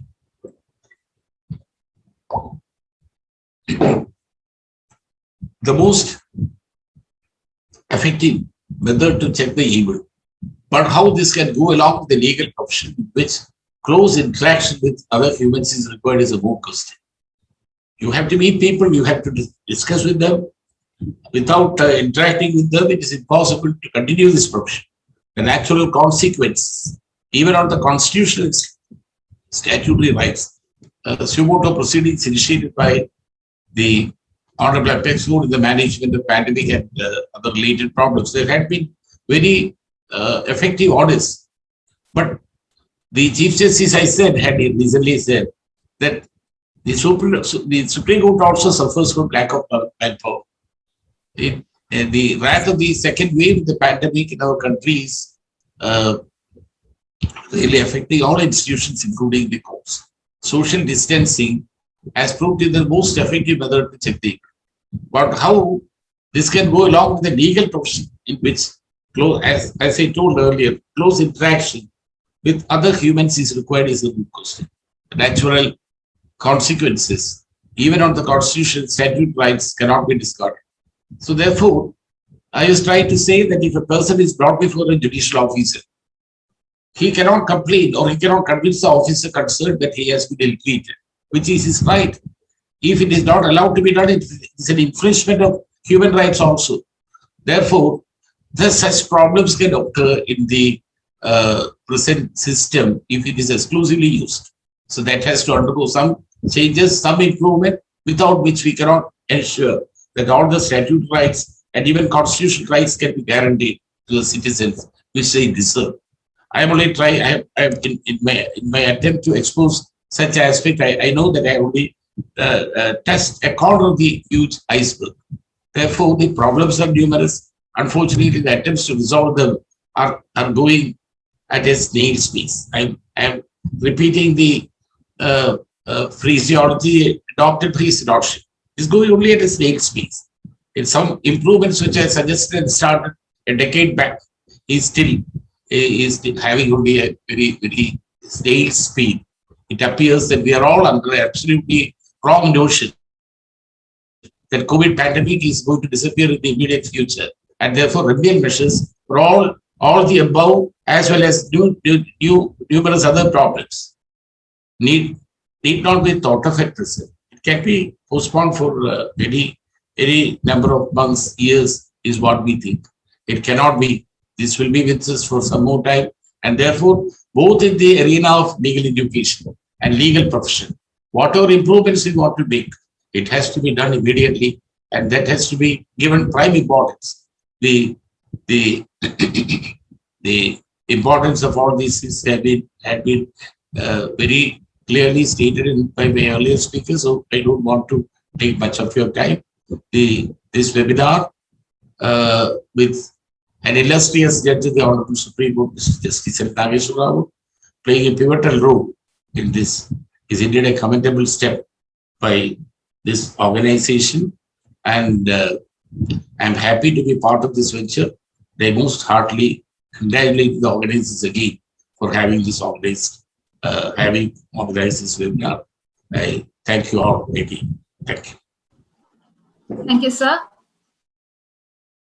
Now I invite Advocate Nagaraj Narayan, Director, Kerala Law Academy Law College, who is also a member of the Bar Council of Kerala, to render his share of thoughts on the subject. Over to you, sir. Honorable Mr. Justice Nageswara, Dr. Professor Brian Spears, Dr. Vani Kesari, Professor, Advocate Thomas Abram, sir, Dr. Kailasanathapalla, sir, Dr. N.K. Jayagumar, sir, other dignitaries on the virtual dais, Honorable Justice Chidambaresh, Honorable Justice Ramakrishnan, Member National Green Tribunal, Justice Halim from Bangladesh, other professors and dignitaries from Guyana, Malwa, Australia, and various other places whom I can see in the virtual platform here, and many other professors and guests and dear brothers and sisters. Now, almost all the areas which are supposed to be dealt have already been dealt here. And I should also welcome Dr. Kailasanathapalla, sir, who is the main guiding light, who is also my teacher. We should also welcome his wife, lawyer and senior lawyer here in the High Court, Sridevi Kailasanathapalla, madam, and also his son, Achu, who is also a good lawyer here. And almost all the topics which we are supposed to talk have been discussed here. Yeah, I can only add to some aspects to this. The first thing is, now we are passing through a very difficult time. It is a bad condition which we are facing. We cannot say it as positive, it is really negative. But I would say that how to see something positive out of this negative side. So what has been the positive side of this is something which we cannot imagine maybe years earlier, especially in the case of developing our competency and our capacity to have or to adopt to newer technologies. Now that has become a reality. As Dr. Vani Kesari has said, it has now become a reality. And we may all think that this is only temporary, maybe only for the COVID period. But just remember that it is not going away. And whatever we call it as temporary, it is going to become permanent in future. Because something which technologically we could not think about, now we have been able to do. Now let me give you my experience with Law Academy, where a lot of things which we could not imagine earlier, a lot of things we never thought of, have all been possible now only because of this pandemic. We had our capacity built, our competency has come up to a different level, and we have become one of the most competent in this area. And now the only question is, the negative sides, of course, we know. The negative sides are there. Now, this cannot be a continuous process. Of course, the students will lose on the legal education side or the education side. The students will lose their fellowship, their campus, their canteen, their personal talks. But on the other side, see the way in which we are able to redefine ourselves. For example, international seminars, which we could take place maybe once in 2 months or once in a month. Now we could do 6 international seminars in 2 months and with good participation, recorded versions. A lot of things like attendance, it could be taken, attendance could be taken through online. There is no need for calling out attendance. It is automatically recorded. So many technological advances are coming, which we will have to develop, improvise, and improve and keep on and not discard. At the same time, we should have a hybrid system wherein even if the other system comes here, the physical system comes here, we'll have to continue a little bit with the online system as we have technologically and otherwise developed very well. Then this has exposed so much of our weaknesses. For example, the online library. We were all under the impression that all the national law schools were having very good facilities of online library. But only now, only Manupatra, only after this pandemic has come in, Manupatra was having only providing all law schools and national law schools and other law schools with only static IP or campus IP or what you call as which is available, which is called as fixed IP. So you cannot have access from your homes. So work at home is not possible. So they said that we did not develop this platform. So they had to take another, only by January, they announced that February, they announced that they have come with the dynamic IP. They have come with the, what you call as the proxy IP. So we see that even the national law schools were having the online library where the students were not provided this access from home. It has to be in the campus. So that has changed. So the COVID pandemic has made us think differently. Now the only question is how to redefine ourselves. How the practical issues, I will not take much time because it is already late. So I will just say that redefining means how the student exchanges, how the fellowships, because we had even the Christmas celebration on the virtual mode and people loved it, enjoyed it, cultural programs on the online mode, extracurricular activities on the online mode. So we'll have to redefine ourselves in how to enjoy it. People enjoyed it, students enjoyed it. So the National University here also had redefined itself. Now the only issue is these classrooms, how we can make it more interactive, how we can reschedule the syllabus, how we can reduce the syllabus, how this requires a lot of consultations, a lot of discussions, a lot of workshops with all the stakeholders and the extracurriculars, workshops. Moot courts are all being done virtually. It's very effective also. Then Supreme Court Online is yet to become on the proxy side or dynamic side. It is still only the campus IP or what you call as a static or fixed IP. It is still there. It is yet to develop. Still, areas are still competency has to be developed on the other side also. So a lot of things have to be redefined, have to be thought about. How we will have practical training, how we will have fellowship, all these things, because now meetings are all very easy. We have redefined ourselves for all these things. And this is something which is come to stay. And let us think about how in the matter of power sharing, that is sharing of PowerPoint presentations, interactive sessions, discussions, how we can develop with modules and this Bar Council and other stakeholders, UGC, we'll have to think about that. And as Thomas Abraham sir and others said, we are yet to think in that directions. The UGC is yet to think in those directions, which is very important. Now let us, the other side also, the courts as a whole. That also has become something real, reality. Now we see in the courts, in the High Court, we find that you have earlier we had a hybrid system where we had the physical sitting, the lawyer coming to the physical sitting, and next moment the lawyer is found in the corridor with the mobile and speaking over, arguing another case. So shifting from the physical court to the mobile in the corridors. So it was really something which was interesting to see how the lawyers have shifted. I would say that almost the entire 90, 95%, 99%, 100% lawyers have shifted it either through the phone or this all on the online side. But these are facing a lot of challenges if it has to be made permanent. A lot of professional issues are there, which I am not going to address, which have already been addressed by Thomas Abraham sir. So these are challenging to us, whether as the identity of a lawyer, as the survival of the lawyer is concerned. We have to address all these things because a hybrid form may be required, but should be only in future after this pandemic is over. That could also be adopted. Then magistrates having remand over video conference, is it going to stay? Well, it has to stay on one side, saying that you can save the energy. Why the accused person should be brought to the court? Save the energy, fuel you are saving. the energy of the persons who accompany them, these are all saved. But at the same time, you have to balance it with the constitutional rights.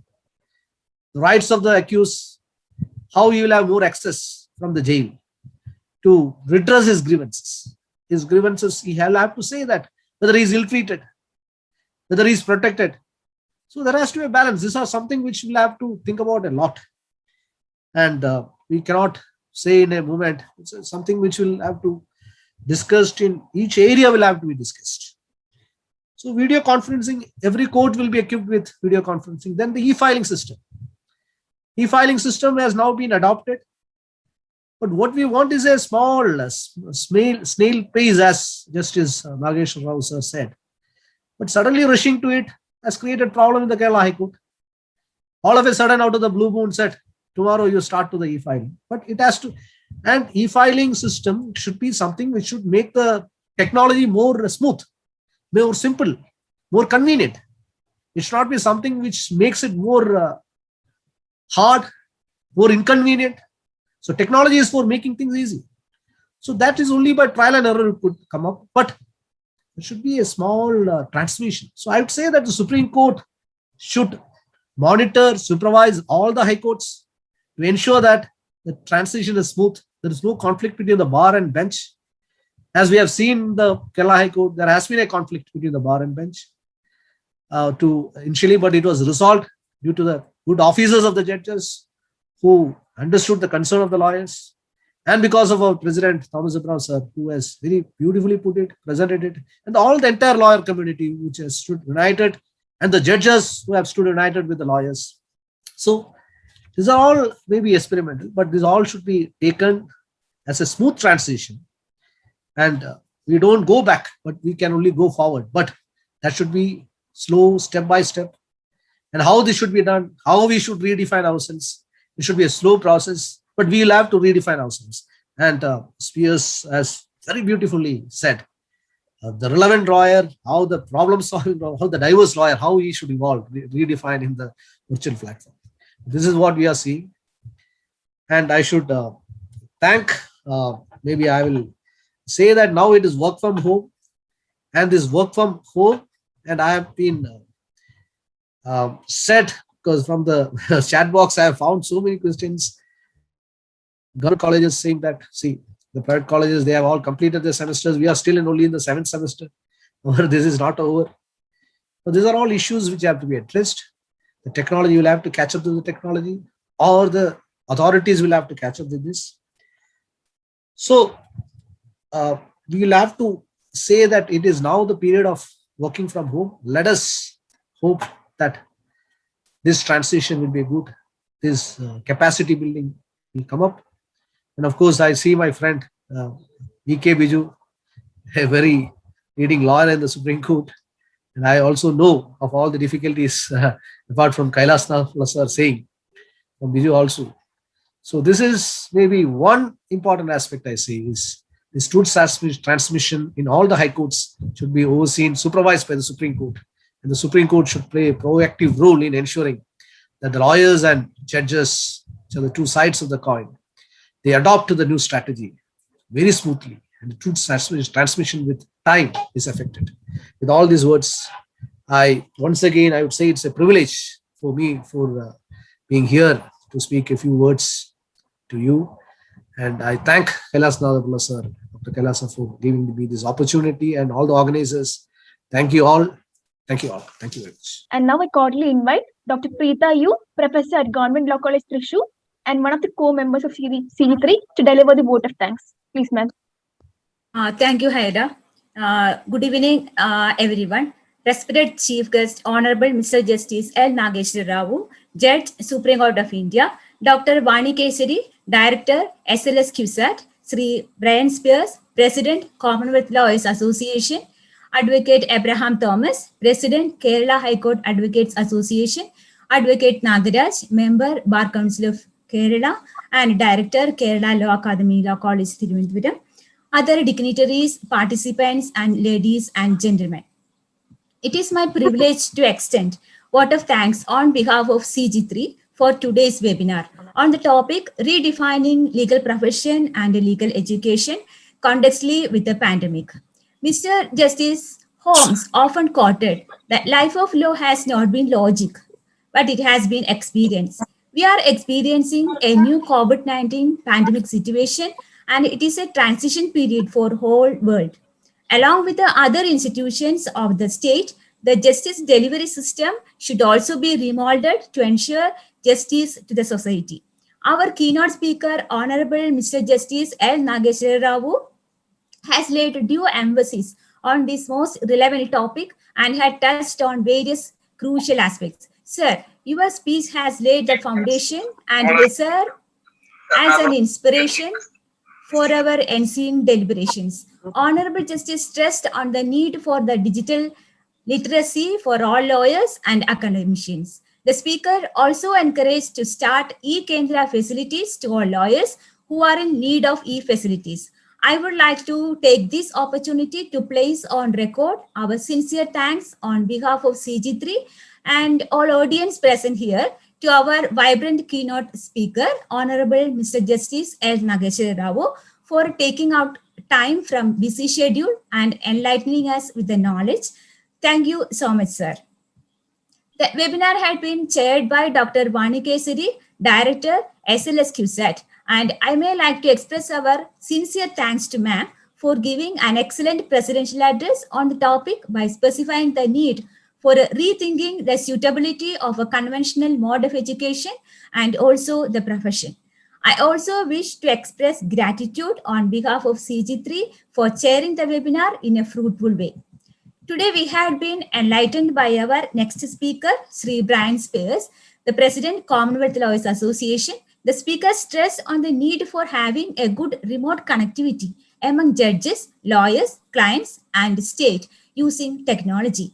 The mindset of lawyers, academicians, etc. should be changed so that we can become problem-solving facilitators. His speech was much thought one, and we are extremely benefited out of the ideas shared by him.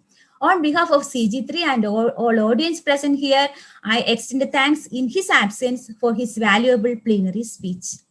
We have been honored by another speaker, Sri Advocate Abraham Thomas, President, Kerala High Court Advocate Association. He highlighted the need for having suitable transformation that is required for successful justice delivery system. He brought our attention to the pathetic situation that is happening in the sectors of lawyers, law students, etc. He asked for a revamping clinical legal education on this pandemic time. I am very grateful to his analysis of the topic on this webinar. Thank you so much, sir. Advocate Nagaraj, Member, Bar Council of Kerala and Director, Kerala Law Academy Law College, Trivandrum, through his speech highlighted that dilemma through which the legal profession and legal education are going on. He also speaks on the positive change that can be pursued during this pandemic period. I must mention our deep sense of appreciation for Advocate Nagaraj for his explanation on the topic.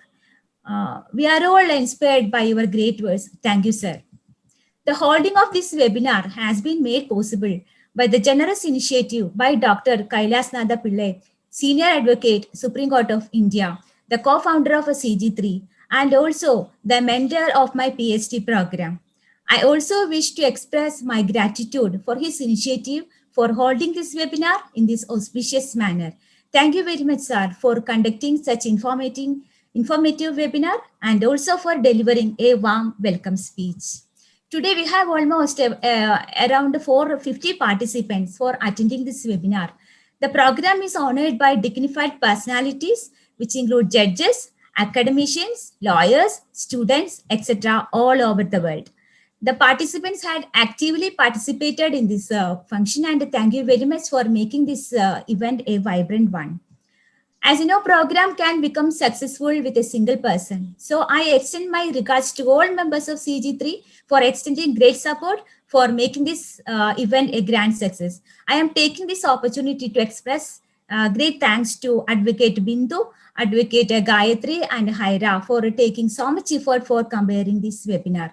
The technical support extended by the team is also commendable. Thanks for all support. Once again, thank you all. Thank you.